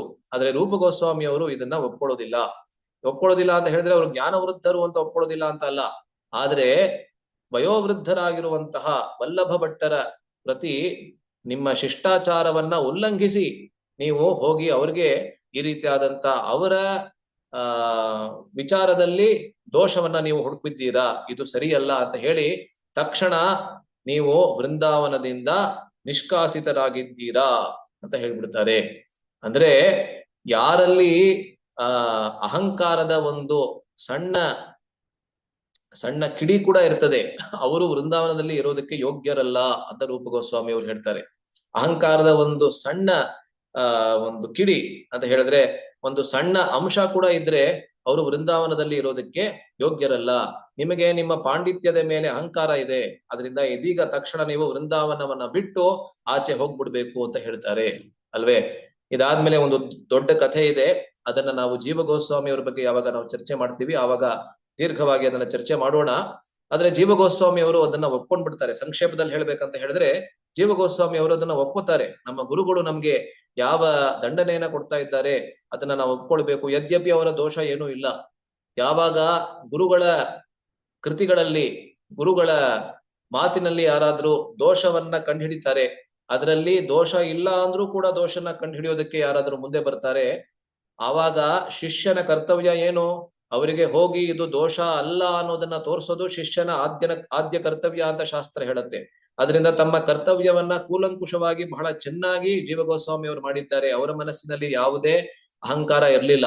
ಆದ್ರೆ ಈ ಒಂದು ಸನ್ನಿವೇಶದಿಂದ ಎಲ್ಲರಿಗೂ ಪಾಠವನ್ನ ಕಲಿಸ್ತಾ ಇದ್ದಾರೆ ರೂಪ ಗೋಸ್ವಾಮಿ ಅವರು ಅಲ್ವೇ.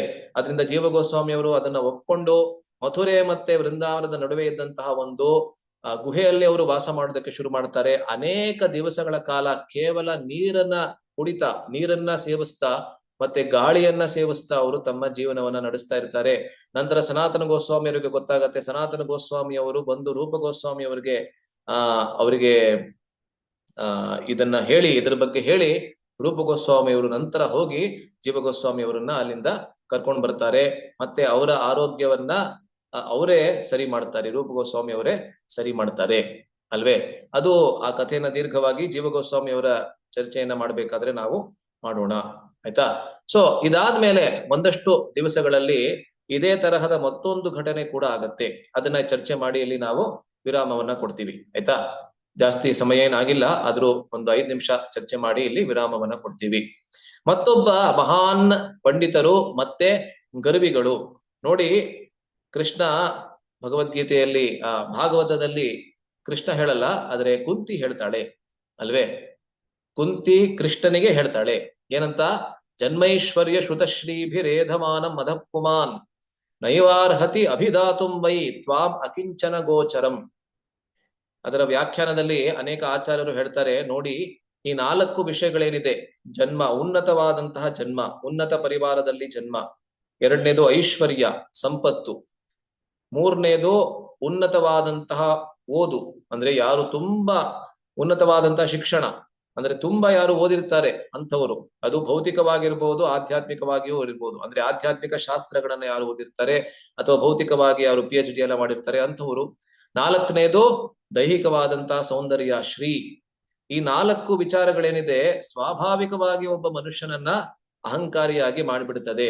ಆದ್ರೆ ಆಚಾರ್ಯರೆಲ್ಲರೂ ಅಲ್ಲಿ ಏನ್ ಹೇಳ್ತಾರೆ ಅಂದ್ರೆ, ವಸ್ತುತಃ ಈ 4 ವಿಷಯಗಳು ಒಬ್ಬನನ್ನ ಅಂತ ಹೇಳಿದ್ರೆ ನನ್ನಲ್ಲಿ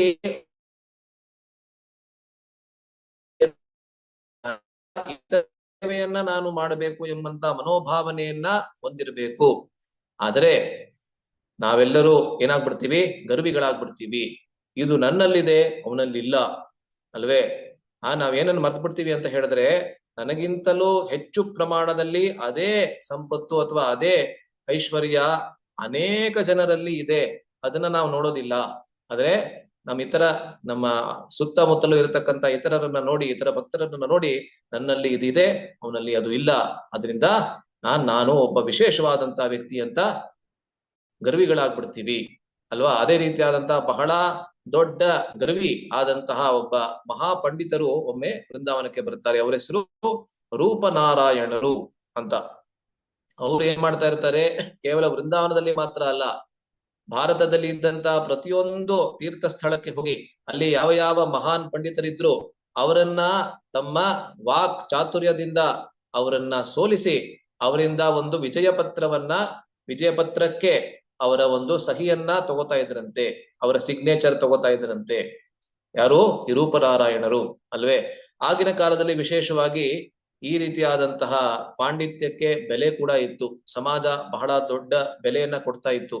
ಆದ್ದರಿಂದಲೇ ನಾವು ಎಷ್ಟೊಂದು ಕನ್ನಡ ಚಲನಚಿತ್ರಗಳಲ್ಲಿ ಕೂಡ ನಾವು ನೋಡಿದ್ದೀವಿ. ಕವಿರತ್ನ ಕಾಳಿದಾಸ ಎಲ್ಲ ಮೂವಿಗಳಲ್ಲಿ ತೋರಿಸಿದ್ದಾರೆ ಅಲ್ವೇ. ಮಹಾನ್ ವಿದ್ವಾಂಸರು ಒಂದು ರಾಜ್ಯದಿಂದ ಮತ್ತೊಂದು ರಾಜ್ಯಕ್ಕೆ ಹೋಗ್ತಾರೆ ತಮ್ಮ ಪಾಂಡಿತ್ಯ ಪ್ರದರ್ಶನವನ್ನ ಮಾಡೋದಕ್ಕೋಸ್ಕರ. ಅಲ್ವೇ? ಆದ್ರಿಂದ ಈ ರೂಪನಾರಾಯಣ ಕೊನೆಗೆ ವೃಂದಾವನಕ್ಕೆ ಕೂಡ ಬರ್ತಾರೆ. ಏನಕ್ಕೆ ಅಂತ ಹೇಳಿದ್ರೆ ವೃಂದಾವನದಲ್ಲಿ ಇದ್ದಂತ ಗೋಸ್ವಾಮಿಗಳ ಬಗ್ಗೆ ಅವರು ಕೇಳಿರ್ತಾರೆ. ಅದರಲ್ಲೂ ರೂಪ ಗೋಸ್ವಾಮಿ ಅವರ ಬಗ್ಗೆ ಕೇಳಿರ್ತಾರೆ. ರೂಪ ಗೋಸ್ವಾಮಿ ಅವರ ಭಕ್ತಿರಸಾಮೃತ ಸಿಂಧು, ಉಜ್ವಲ ನೀಳಮಣಿ, ಲಲಿತ ಮಾಧವ, ವಿದಗ್ಧ ಮಾಧವ ಎಲ್ಲಾ ಗ್ರಂಥಗಳು ಅಷ್ಟೊತ್ತಿಗಾಗ್ಲೇ ಆಚೆ ಬಂದಿರ್ತದೆ. ಎಲ್ಲರಿಗೂ ಗೊತ್ತಿರುತ್ತದೆ ಮಹಾನ್ ಪಂಡಿತರು ಇವರು ಅಂತ. ಅದರಿಂದ ರೂಪ ಗೋಸ್ವಾಮಿ ಅವರಿಂದ ಸಹಿಯನ್ನ ತಗೋಬೇಕು ವಿಜಯ ಪತ್ರದ ಮೇಲೆ ಅಂತ ಹೇಳಿ ಅವರು ಬಂದು ರೂಪ ಗೋಸ್ವಾಮಿ ಅವರನ್ನ ಭೇಟಿ ಆಗ್ತಾರೆ. ಮತ್ತೆ ಯಮುನೆಯ ತೀರದಲ್ಲಿ ಭೇಟಿ ಆಗ್ತಾರೆ. ರೂಪ ಗೋಸ್ವಾಮಿ ಅವರಿಗೆ ಆ ವಿಚಾರ ಕೇಳಿಯೇನೆ ಅವ್ರಿಗೆ ಒಂದು ಅಸಹ್ಯ ಅನಿಸ್ಬಿಡ್ತದೆ. ಅದರಿಂದ ಅವ್ರು ಹೇಳ್ತಾರೆ, ಆಯ್ತು ನಿಮಗೇನ್ ಬೇಕು? ನಿಮ್ಮ ವಿಜಯ ಪತ್ರದ ಮೇಲೆ ಸಹಿ ಮಾತ್ರ ಬೇಕಾಗಿದೆ ತಾನೆ, ವಾಗ್ವಿವಾದ ನನಗೆ ಬೇಕಾಗಿಲ್ಲ, ಅದರಲ್ಲಿ ಸಮಯವನ್ನ ವ್ಯರ್ಥ ಮಾಡೋದಕ್ಕೆ ನನಗೆ ಇಷ್ಟ ಇಲ್ಲ.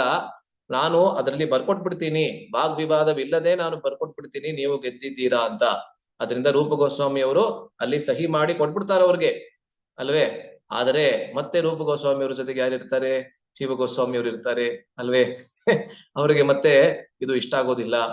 ಮತ್ತೆ ಅವರ ಕರ್ತವ್ಯ ಕೂಡ, ಅಲ್ವೇ?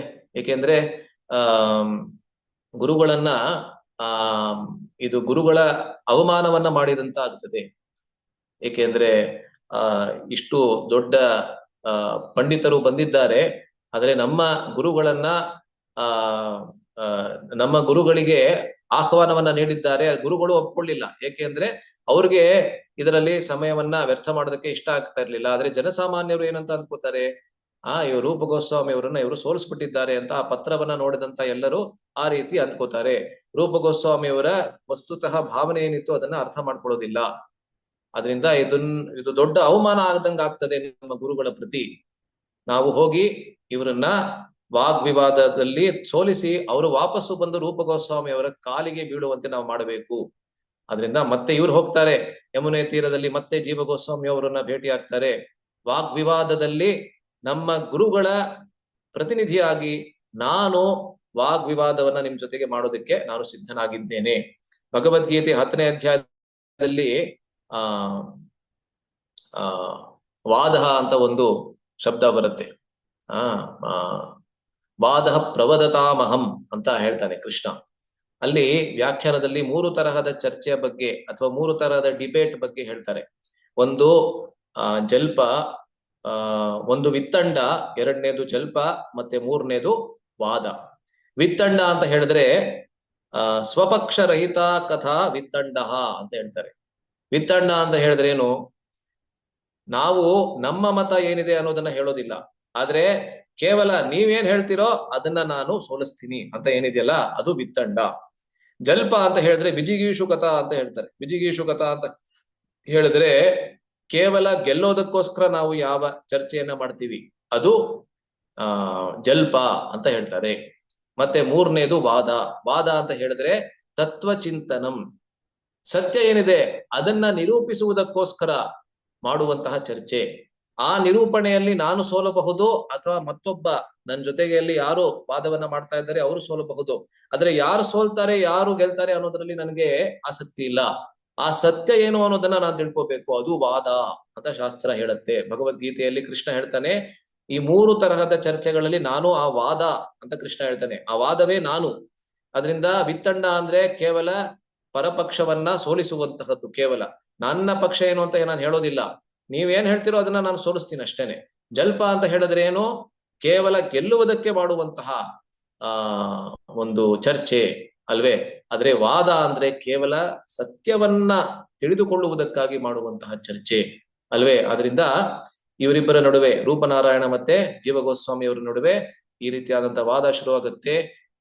ಕೆಲವು ನಿಮಿಷಗಳಲ್ಲಿ ಸಂಪೂರ್ಣವಾಗಿ ಅವರ ಎಲ್ಲಾ ಮತವನ್ನ ಸಂಪೂರ್ಣವಾಗಿ ಪರಾಭವಗೊಳಿಸಿ ಜೀವ ಗೋಸ್ವಾಮಿ ಅವರು ಅವರಿಗೆ ತೋರಿಸ್ತಾರೆ, ಈ ರೂಪ ಗೋಸ್ವಾಮಿ ಅವರ ಶಿಷ್ಯರ ಯೋಗ್ಯತೆಯನ್ನ ತೋರಿಸ್ತಾರೆ.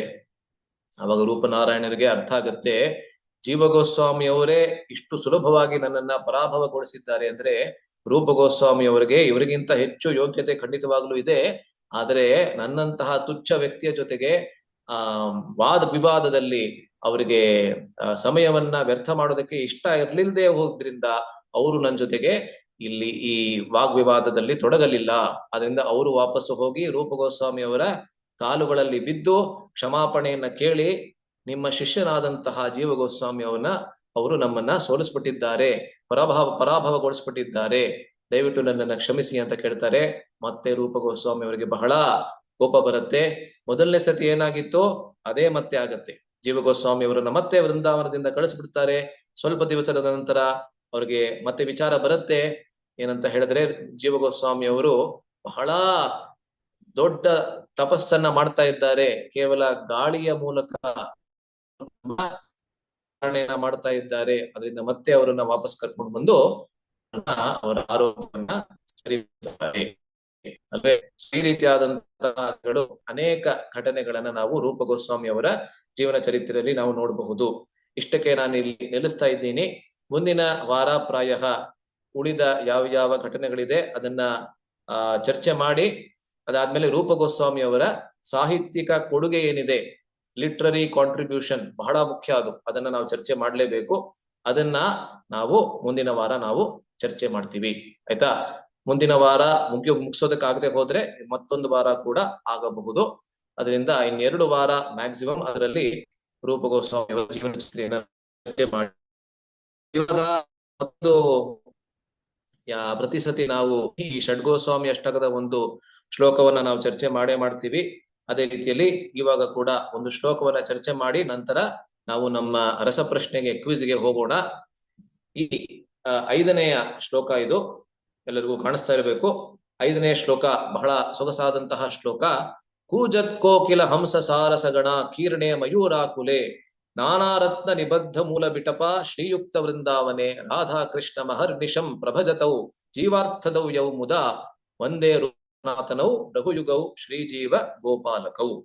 ಇದು ಬಹಳ ಸೊಗಸಾದಂತಹ ಶ್ಲೋಕ. ಇದು ವಿಶೇಷವಾಗಿ ವೃಂದಾವನದ ಸೌಂದರ್ಯದ ಮೇಲೆ, ವೃಂದಾವನದ ಮಹಿಮೆಯ ಮೇಲೆ ಇರ್ತಕ್ಕಂತಹ ಶ್ಲೋಕ. ಇವತ್ತು ಕೂಡ ನಾವು ರೂಪ ಗೋಸ್ವಾಮಿ ಅವರ ವೃಂದಾವನದ ಲೀಲೆಗಳನ್ನ ನಾವು ಚರ್ಚೆ ಮಾಡಿದ್ವಿ ಅಲ್ವೇ. ಸೊ 5ನೇ ಶ್ಲೋಕದಲ್ಲಿ ನಾನು ಆರಂಭದಲ್ಲಿ ಹೇಳಿದ್ದೆ, ಸಂಪೂರ್ಣವಾದಂತಹ ಷಡ್ಗೋಸ್ವಾಮಿ ಅಷ್ಟಕ ಇರೋದು ದ್ವಿವಚನದಲ್ಲಿ, ಅಂದ್ರೆ ಇಬ್ರು ಆಗಿ ತೆಗೆದುಕೊಂಡು ಅವರು ಇದನ್ನ ಬರಿತಾ ಇದ್ದಾರೆ. ಒಂದೇ ರೂಪ ಸನಾತನವು, ರೂಪ ಮತ್ತೆ ಸನಾತನ ಗೋಸ್ವಾಮಿ ಅವರು.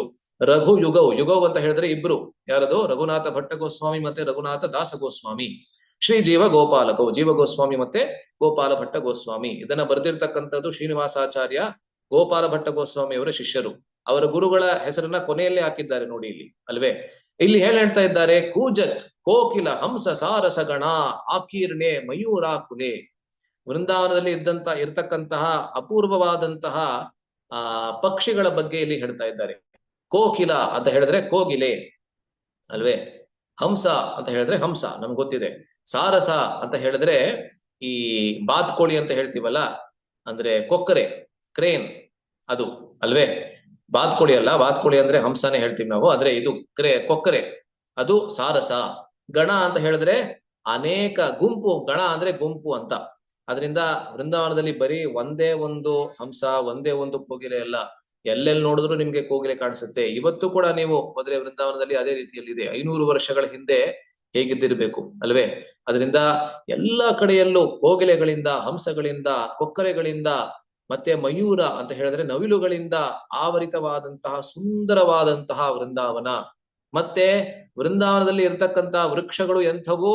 ನಾನಾ ರತ್ನ ನಿಬದ್ಧ ಮೂಲ ವಿಟಪ. ವಿಟಪ ಅಂತ ಹೇಳಿದ್ರೆ ಮರಗಳು. ಅಲ್ಲಿರ್ತಕ್ಕಂತಹ ಪ್ರತಿಯೊಂದು ಮರ ಕೂಡ ಅನೇಕ ರತ್ನಗಳಿಂದ ಮತ್ತೆ ಮೌಲ್ಯಗಳಿಂದ ಅದು ಆಭೂಷಿತವಾಗಿದೆ, ಯುಕ್ತವಾಗಿದೆ. ಅಂತಹ ವೃಂದಾವನದಲ್ಲಿ ರಾಧಾಕೃಷ್ಣಂ ಅಹರ್ನಿಶಂ. ಅಹರ್ ಅಂತ ಹೇಳಿದ್ರೆ ದಿನ, ನಿಶಾ ಅಂತ ಹೇಳಿದ್ರೆ ರಾತ್ರಿ. ಬೆಳಿಗ್ಗೆ ಮತ್ತೆ ರಾತ್ರಿ ಎಲ್ಲಾ ಗೋಸ್ವಾಮಿಗಳು ಏನ್ ಮಾಡ್ತಾ ಇದ್ರು? ರಾಧಾಕೃಷ್ಣರ ಪ್ರಭಜನೆ, ಪ್ರಕರ್ಷಣ ಭಜನೆಯನ್ನ ಮಾಡ್ತಾ ಇದ್ರು. ಎಲ್ಲಿ? ವೃಂದಾವನದಲ್ಲಿ. ಯಾವ್ದಕ್ಕೋಸ್ಕರ? ಜೀವಾರ್ಥದೌ ಯೌ ಮುದ.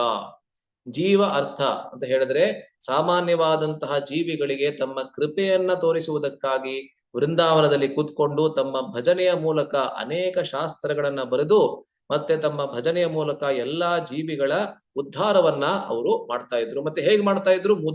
ಮುದ ಅಂತ ಹೇಳಿದ್ರೆ ಸಂತೋಷದಿಂದ ಅದನ್ನ ಮಾಡ್ತಾ ಇದ್ರು. ನಮಗೆ ಭಜನೆ ಮಾಡೋದು ನಮ್ಗೆ ನಿರಾಶೆಯಿಂದ ನಾವು ಮಾಡ್ತೀವಿ ಅಲ್ವೇ. 16 ಮಾಲೆ ಜಪ ಮಾಡ್ಬೇಕಾ ಇವಾಗ ಅಂತ ನಮ್ಗೆ ಅನ್ಸುತ್ತೆ. ಗೌರಾಂಗ ಪ್ರಭು ಒಂದ್ಸತಿ ಹೇಳ್ತಾ ಇದ್ರು, ನೋಡಿ ನಾವು ಕೃಷ್ಣ ಭಾವನೆಗೆ ಬರೋದಕ್ಕಿಂತ ಮುಂಚೆ ಜೀವನ ಬಹಳ ಸೊಗಸಾಗಿತ್ತು, ಪ್ರತಿ ದಿವಸ ಬೆಳಿಗ್ಗೆ ಆರಾಮಾಗಿ 7 ಗಂಟೆ 8 ಗಂಟೆಗೆ ಹೇಳ್ತಾ ಇದ್ವಿ. ಅದಾದ್ಮೇಲೆ ಕಾಫಿ ಕುಡಿತಾ ಇದ್ವಿ. ಆಮೇಲೆ ಸ್ವಲ್ಪ ಏನಾದ್ರು ಬ್ರೇಕ್ಫಾಸ್ಟ್ ಮಾಡ್ಕೊಂಡು ಆಫೀಸಿಗೆ ಹೋಗಿ ವಾಪಸ್ ಬಂದು ಸಾಯಂಕಾಲ ಮತ್ತೆ ಸ್ವಲ್ಪ ಟಿವಿ ನೋಡಿ ಮಲಗ್ಬಿಡೋದಷ್ಟೇನೆ. ಆದ್ರೆ ಇವಾಗ ನಾವು ಹೇಳೋದಕ್ಕಿಂತ ಮುಂಚೆನೆ ನಮ್ಗೆ ಟೆನ್ಷನ್ ಆಗುತ್ತೆ, 16 ಮಾಲೆ ನಾವು ಮಾಡ್ಬೇಕಲ್ಲ ಅಂತ ಅಲ್ವೇ. ಮಂಗಳಾರತಿಗೆ ಹೋಗ್ಬೇಕು, ದೇವಸ್ಥಾನದಲ್ಲಿ ಇರ್ತಕ್ಕಂಥವ್ರು ಪ್ರತಿ ದಿವಸ ಮಂಗಳಾರತಿಗೆ ಹೋಗ್ಬೇಕು, ಪೂರ್ತಿ ಮಾರ್ನಿಂಗ್ ಪ್ರೋಗ್ರಾಮ್ ಏನಿದೆ ಅದರಲ್ಲಿ ಭಾಗವಹಿಸ್ಬೇಕು, ಭಾಗವತದ ಕಕ್ಷೆಯಲ್ಲಿ ಪಾಲ್ಗೊಳ್ಬೇಕು, ಮತ್ತೆ ದಿವಸ ಪೂರ್ತಿ ಅನೇಕ ಸೇವೆಗಳಿರ್ತದೆ ಅಲ್ವೇ. ಇದೆಲ್ಲವನ್ನ ನಾವು ಮಾಡಬೇಕು. ಅದರಿಂದ ನಮಗೆ ಭಜನೆ ಅನ್ನೋದು ನಾವು ಬಹಳ ನಿರಾಶೆಯಿಂದ ಮಾಡ್ತೀವಿ. ಆದ್ರೆ ಗೋಸ್ವಾಮಿಗಳಿಗೆ ಮುದ ಅಂತ ಹೇಳಿದ್ರೆ ಅವರ ಜೀವನವೇ ಅದು. ಏನಂದ್ರೆ ಸಂತೋಷದಿಂದ, ಬಹಳ ಆಹ್ಲಾದದಿಂದ ಈ ಭಜನೆಯಲ್ಲಿ ತೊಡಗ್ತಾ ಇದ್ರು. ಅದರ ಮೂಲಕ ಎಲ್ಲಾ ಜೀವಿಗಳ ಉದ್ಧಾರವನ್ನ ಮಾಡ್ತಾ ಇದ್ರು ಅಲ್ವೇ. ಅಂತಹ ರೂಪ ಗೋಸ್ವಾಮಿ ಅವರಿಗೆ, ಸನಾತನ ಗೋಸ್ವಾಮಿ ಅವರಿಗೆ, ರಘುನಾಥ ದಾಸ ಗೋಸ್ವಾಮಿ ಅವರಿಗೆ, ರಘುನಾಥ ಭಟ್ಟ ಗೋಸ್ವಾಮಿ ಅವರಿಗೆ, ಜೀವ ಗೋಸ್ವಾಮಿ ಅವರಿಗೆ, ಮತ್ತೆ ಗೋಪಾಲ ಭಟ್ಟ ಗೋಸ್ವಾಮಿ ಅವರಿಗೆ ನಮ್ಮ ನಮನಗಳು ಅಂತ ಹೇಳ್ತಾರೆ. ಆಯ್ತಾ. ಸೊ ಇವಾಗ ಸಮಯ ಆಗಿದೆ, 8:20 ಆಗ್ಬಿಟ್ಟಿದೆ ಆಗ್ಲೇ. ಅದರಿಂದ ಒಂದು 5-6 ರಸಪ್ರಶ್ನೆಗಳಿವೆ, ಅದನ್ನ ನಾನು ಇವಾಗ ಕೇಳ್ತೀನಿ. ಯಾರು ಗೊತ್ತಿರುತ್ತೆ ಉತ್ತರ. ಸರಳವಾದಂತ ಪ್ರಶ್ನೆಗಳು. ಇವತ್ತೇ ನಾವೇನ್ ಚರ್ಚೆ ಮಾಡಿದ್ವಿ ಅದ್ರ ಬಗ್ಗೆನೇ ಇರುವಂತಹದ್ದು. ಯಾರು ಗೊತ್ತಿರ್ತದೆ ದಯವಿಟ್ಟು ನೀವು ಕೂಕೋಬೇಡಿ. ಕೂಕೊಂಡ್ರೆ ಏನು ಗೊತ್ತಾಗೋದಿಲ್ಲ, ಮತ್ತೆ ಸರಿ ಹೋಗೋದಿಲ್ಲ ಅದು. ಯಾರು ಗೊತ್ತಿರ್ತದೆ ದಯವಿಟ್ಟು ನೀವು ಹ್ಯಾಂಡ್ ರೈಸ್ ಮಾಡಿ. ಆಯ್ತಾ. ಝೂಮ್ ನಲ್ಲಿ ಹ್ಯಾಂಡ್ ರೈಸ್ ಇದೆ ಆಪ್ಷನ್, ಎಲ್ಲರೂ ಗೊತ್ತೇ ಇದೆ. ಹ್ಯಾಂಡ್ ರೈಸ್ ಮಾಡಿ, ನಾನು ಹೇಳ್ತೀನಿ ಯಾರು ಉತ್ತರ ಕೊಡ್ಬೋದು ಅಂತ ಹೇಳಿ, ಅವರು ಉತ್ತರವನ್ನ ಕೊಡ್ಬೋದು. ಆಯ್ತಾ. ಸೊ ಮೊದಲನೇ ಪ್ರಶ್ನೆ ಏನು, ಇಲ್ಲಿ ನೋಡಿ. ಮೊದಲನೇ ಪ್ರಶ್ನೆ, ಯಾವ ಸ್ಥಳದಲ್ಲಿ ಶ್ರೀ ಗೋವಿಂದನ ವಿಗ್ರಹವಿರುವುದೆಂದು ಆ ಮುದ್ದಾದ ಗೋಪ ಬಾಲಕನು ಶ್ರೀಲ ರೂಪ ಗೋಸ್ವಾಮಿ ಅವರಿಗೆ ಹೇಳಿದನು? ಆ ಸ್ಥಳಕ್ಕೆ ಒಂದು ಹೆಸರಿತ್ತು, ಅದನ್ನ ನಾನು ಹೇಳಿದ್ದೆ. ನೀವು ಗಮನಿಸಿದ್ರೆ, ಯಾರು ಗಮನಿಸಿದ್ದೀರಾ ಅಂತವ್ರು ಹೇಳ್ಬೋದು. ಆಯ್ತು, ಮಾಧುರಿ ಮಾತಾಜಿ ಅವ್ರು ಹೇಳಿ. ಗೋಮತಿ ಅಂತ. ಸರಿ, ಧನ್ಯವಾದಗಳು. ಕರೆಕ್ಟ್ ಆಗಿ ಉತ್ತರ ಕೊಟ್ಟಿದ್ದೀರಾ. ಗೋಮತಿ ಎಂಬಂತ ಸ್ಥಳದಲ್ಲಿ ಇದೆ ಅಂತ ಗೋಪ ಬಾಲಕ ರೂಪ ಗೋಸ್ವಾಮಿ ಅವರನ್ನ ಕರ್ಕೊಂಡು ಹೋಗ್ತಾನೆ. ಎರಡನೇದು, ವೃಂದದೇವಿಯ ಮೂರ್ತಿ ಎಲ್ಲಿರುವುದೆಂದು ಆ ವೃಂದದೇವಿಯೇ ರೂಪ ಗೋಸ್ವಾಮಿ ಅವರ ಕನಸಿನಲ್ಲಿ ಬಂದು ಹೇಳಿದಳು? ಲಕ್ಷ್ಮೀ ಮಾತಾಜಿ ಹೇಳಿ. ಬ್ರಹ್ಮಕುಂಡದಲ್ಲಿ ಪ್ರಭು. ಬ್ರಹ್ಮಕುಂಡದಲ್ಲಿ. ಸರಿ, ಧನ್ಯವಾದಗಳು. ಎರಡನೇ ಪ್ರಶ್ನೆಗೆ ಸರಿಯಾದ ಉತ್ತರ ಕೊಟ್ಟಿದ್ದಾರೆ. ಮೂರನೇ ಪ್ರಶ್ನೆ, ವೃಂದಾವನದಲ್ಲಿ ಶ್ರೀಲ ರೂಪ ಗೋಸ್ವಾಮಿ ಅವರ ಸಹಾಯ ಮಾಡಲು ಶ್ರೀ ಚೈತನ್ಯ ಮಹಾಪ್ರಭು ಅವರು ಪುರಿಯಿಂದ ಯಾರನ್ನ 007Z9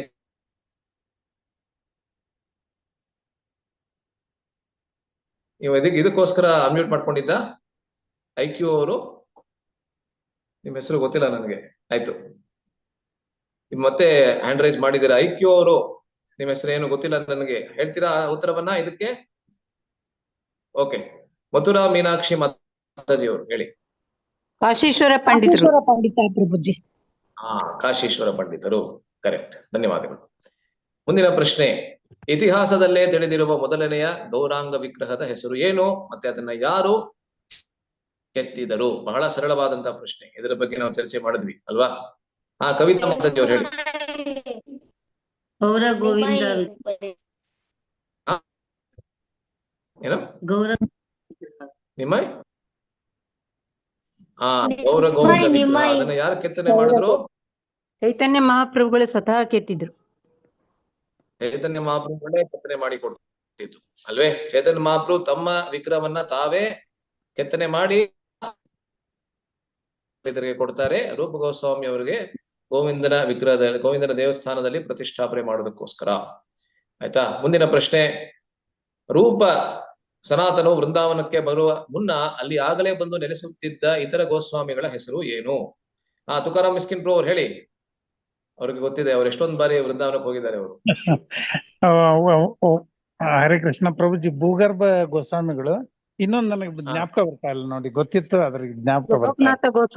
ಲೋಕನಾಥ ಗೋಸ್ವಾಮಿ. ಕರೆಕ್ಟ್. ಧನ್ಯವಾದಗಳು. ಸರಿ, ಮತ್ತೆ ಕೊನೆಯ ಪ್ರಶ್ನೆ, ಶ್ರೀಲ ಜೀವ ಗೋಸ್ವಾಮಿ ಅವರು ತಮ್ಮ ಗುರುಗಳಾದ ರೂಪ ಗೋಸ್ವಾಮಿ ಅವರ ಶ್ಲೋಕ ಸರಿ ಇದೆ ಎಂದು ಶ್ರೀ ವಲ್ಲಭ ಭಟ್ಟರಿಗೆ ಹೇಗೆ ತೋರಿಸಿದರು? ಅದರಲ್ಲಿ ಇರುವಂತಹ ಸಣ್ಣ ಅಂಶ ಏನಿತ್ತು ಅದನ್ನ ಹೇಳಿದ್ರೆ ಸಾಕಷ್ಟೇ. ಹೇಗೆ ತೋರಿಸ್ತಾರೆ ಆ ಶ್ಲೋಕ ಸರಿ ಇದೆ ಅಂತ ವಲ್ಲಭ ಭಟ್ಟರಿಗೆ ಅನ್ನೋದು ಪ್ರಶ್ನೆ. ಬೇರೆ ಯಾರು ಇದುವರೆಗೆ ಉತ್ತರ ಹೇಳಿಲ್ಲ ಅಂತವ್ರು ಯಾರಾದ್ರೂ ಹೇಳೋದಕ್ಕೆ ಇಷ್ಟಪಡ್ತೀರಾ? ಭುಕ್ತಿ ಮುಕ್ತಿ ಅನ್ನೋದು ಯಾರು ಹೇಳ್ತಾರೆ? IQ ಹೇಳಿ ಹೇಳಿ ಹೇಳಿ ಮಾತಾಜಿ, ಯಾರು ಹೇಳ್ತಾ ಇದ್ರು? IQ ಅವರು. ಹೇಳಿ, ನಿಮ್ಗೆ IQ ಚೆನ್ನಾಗಿದೆ ಅಂತ ಕಾಣುತ್ತೆ. ಹೇಳಿ ಹೇಳಿ, ಯಾರು ಹೇಳ್ತಾ ಇದ್ದಾರೆ? ಭುಕ್ತಿ ಓಕೆ, ಮುಕ್ತಿ ಅನ್ನೋದು ಪ್ರಭುಜಿ ಅವ್ರು ಹೇಳ್ತಾರೆ, ಅದು ಪಿಶಾಚಿ ಇದು ಅದ್ರ ಬಗ್ಗೆ ಮೀನಿಂಗ್ ಹೇಳ್ತಾರೆ ಪ್ರಭುಜಿ. ಏನು ಪಿಶಾಚಿ ಅಂದ್ರೆ ಯಾವ್ದಕ್ಕೆ ಹೋಲಿಸ್ತಾ ಇದ್ದಾರೆ ರೂಪ ಗೋಸ್ವಾಮಿ ಅವರು ಅಂತ ಹೇಳ್ತಾರೆ? ಆಸೆಗಳಿಗೆ ಹೋಲಿಸ್ತಾರೆ ಪ್ರಭುಜಿ. ಆಸೆಗಳಿಗೆ ಸ್ಪೃಹ ಅನ್ನೋದಕ್ಕೆ ಹೋಲಿಸ್ತಿದ್ದಾರೆ ಪ್ರಭು. ಮುಕ್ತಿ ಆಸೆಗಳಿಗೆ ಮತ್ತು ಮುಕ್ತಿಯ ಆಸೆಯನ್ನ ಅಥವಾ ಇಚ್ಛೆಯನ್ನ ಮಾತ್ರ ಹೋಲಿಸ್ತಾ ಇದ್ದಾರೆ ಪಿಶಾಚಿಗೆ, ಅದನ್ನೇ ಹೋಲಿಸ್ತಾ ಇಲ್ಲ ಅಂತ ಹೇಳ್ತಾರೆ ಅಲ್ವೇ? ಸರಿ, ಧನ್ಯವಾದಗಳು ಎಲ್ಲರಿಗೆ, ಬಹಳ ಧನ್ಯವಾದಗಳು. ಇದೇ ಕೊನೆಯ ಪ್ರಶ್ನೆ ಇವತ್ತಿಂದು. ಇವಾಗ ಯಾರಿಗಾದ್ರೂ ಯಾವ್ದಾದ್ರು ಬೇರೆ ಪ್ರಶ್ನೆ ಅಥವಾ ಟೀಕೆ ಟಿಪ್ಪಣಿ ಇದ್ರೆ ಇವತ್ತು ನಾವೇನ್ ಚರ್ಚೆ ಮಾಡಿದೀವಿ ಅದ್ರ ಬಗ್ಗೆ ನೀವು ಇವಾಗ ಕೇಳಬಹುದು. ಯಾರಿಗಾದ್ರೂ ಯಾವ್ದಾದ್ರು ಪ್ರಶ್ನೆ ಟೀಕೆ ಟಿಪ್ಪಣಿ ಏನಾದ್ರು ಇದೆಯಾ? ಪ್ರಭುಜಿ, ಹರೇ ಕೃಷ್ಣ ಪ್ರಭುಜಿ. ಹೇಳಿ ಕವಿತಾ ಮಾತಾಜಿ. ನನಗೆ ಅದು ಕೃಷ್ಣನ ಮಗ ಅನಿರುದ್ಧ ಆಗಿದ್ರು, ಮತ್ತೆ ಅನಿರುದ್ಧ ಮಗ ಯಾರಾಗಿದ್ದು ಪ್ರಭುಜಿ? ಪ್ರದ್ಯುಮ್ನ. ಪ್ರದ್ಯುಮ್ನ. ಪ್ರದ್ಯುಮ್ನ ಆ ಪ್ರದ್ಯುಮ್ನ ಅನ್ನೋನು ಕಾಮದೇವನ ಅಪರೂಪವಾಗಿ ಅಂದ್ರೆ ಏನಂತಾರೆ ಪ್ರತಿರೂಪವಾಗಿ ಬರ್ತಾನೆ. ಅದರದ ಒಂದು ಕಥೆ ಇದೆ 10ನೇ ಸ್ಕಂದದಲ್ಲಿ, ದಶಮ ಸ್ಕಂದದಲ್ಲಿ ಆ ಕಥೆ ಬರ್ತದೆ. ಆದ್ರೆ ಅವನೇ ಕಾಮದೇವನೇ ಕೃಷ್ಣನ ಮೊಮ್ಮಗನಾಗಿ ಬರ್ತಾನೆ ಪ್ರದ್ಯುಮ್ನ. ಅದರಿಂದ ಅನಿರುದ್ಧ, ಪ್ರದ್ಯುಮ್ನ, ವಜ್ರನಾಭ. ಕೃಷ್ಣನ ಮಗ ಪ್ರದ್ಯುಮ್ನ ಮಗನ ಹೆಸರು ವಜ್ರನಾಭ. ಆ ವಜ್ರನಾಭನೇ ಎಲ್ಲಾ ದೇವಸ್ಥಾನಗಳನ್ನ ಮತ್ತೆ ವಿಗ್ರಹಗಳನ್ನ ಪ್ರತಿಷ್ಠಾಪನೆ ಮಾಡಿದ್ದು ವೃಂದಾವನದಲ್ಲಿ 5000 ವರ್ಷಗಳ ಹಿಂದೆ. ಕೃಷ್ಣನ ಮಗ ಅನಿರುದ್ಧ, ಅನಿರುದ್ಧನ ಮಗ ಪ್ರದ್ಯುಮ್ನ, ಪ್ರದ್ಯುಮ್ನ ಮಗ ವಜ್ರನಾಭ. ಓಕೆನಾ ಪ್ರಭು? ಸರಿ. ರೆಕಾರ್ಡಿಂಗ್ ಈ ಕ್ಲಾಸ್ ರೆಕಾರ್ಡಿಂಗು ನಮ್ಮ ಇಸ್ಕಾನ್ ಕನ್ನಡ ಚಾನೆಲ್ ನಲ್ಲಿ ನಾವು ನಾಳೆ ಬೆಳಿಗ್ಗೆ ಹಾಕ್ತೀವಿ, ಆಯ್ತಾ? ಇಸ್ಕಾನ್ ಕನ್ನಡ ಚಾನೆಲ್ ಹೋದ್ರೆ ನಿಮ್ಗೆ ರೆಕಾರ್ಡಿಂಗ್. ಪ್ರಭುಜಿ, ಹರೇ ಕೃಷ್ಣ ಪ್ರಭುಜಿ. ಪ್ರದ್ಯುಮ್ನನ್ ಮಗ ಅನಿರುದ್ಧ, ಅನಿರುದ್ಧನ್ ಮಗ ವಜ್ರನಾಭ ಅಲ್ವಾ? ಹೌದಾ? ನಾನು ಉಲ್ಟಾ ಹೇಳದ್ನಾ? ಹೌದು, ಕೃಷ್ಣನ ಮಗ ಪ್ರದ್ಯುಮ್ನ, ಪ್ರದ್ಯುಮ್ನನ್ ಮಗ ಅನಿರುದ್ಧ, ಅನಿರುದ್ಧನ್ ಮಗ ವಜ್ರನಾಭ. ಹೌದು, ನೀವ್ ಹೇಳ್ತಾ ಇರೋದು ಸರಿ. ನಾನು ಸ್ವಲ್ಪ ಉಲ್ಟಾ ಹೇಳ್ಬಿಟ್ಟೆ. ಕೃಷ್ಣನ ಮಗ ಪ್ರದ್ಯುಮ್ನ, ಪ್ರದ್ಯುಮ್ನನ ಮಗ ಅನಿರುದ್ಧ, ಅನಿರುದ್ಧನ ಮಗ ವಜ್ರನಾಭ. ಏಕೆ ಅಂತ ಹೇಳಿದ್ರೆ ಅನಿರುದ್ಧ ಮತ್ತೆ ಉಷಾ ಇವರಿಬ್ಬರ ಮದುವೆಯನ್ನ ದೀರ್ಘವಾಗಿ ಚರ್ಚೆ ಮಾಡಲಾಗಿದೆ ಇದರಲ್ಲಿ 10ನೇ ಸ್ಕಂದದಲ್ಲಿ. ಸರಿ, ನೀವ್ ಹೇಳ್ತಾರ ಸರಿ. ಸೊ ಅದನ್ನ ನೀವು ನೋಟ್ ಡೌನ್ ಮಾಡ್ಕೊಳ್ಳಿ. ಯಾರು ಕೇಳಿದ್ದು? ಕವಿತಾ ಮಾತಾಜಿ. ಸೊ ಕೃಷ್ಣನ ಮಗ ಪ್ರದ್ಯುಮ್ನ, ಪ್ರದ್ಯುಮ್ನನ ಮಗ ಅನಿರುದ್ಧ, ಅನಿರುದ್ಧನ ಮಗ ವಜ್ರನಾಭ. ಸರಿ, ಧನ್ಯವಾದಗಳು ನೀವೇ ನನ್ಗೆ ಹೇಳಿದ್ದಕ್ಕೆ. ಬೇರೆ ಯಾವ್ದಾದ್ರು ಪ್ರಶ್ನೆ ಟೀಕೆ ಟಿಪ್ಪಣಿ ಇದೆಯಾ?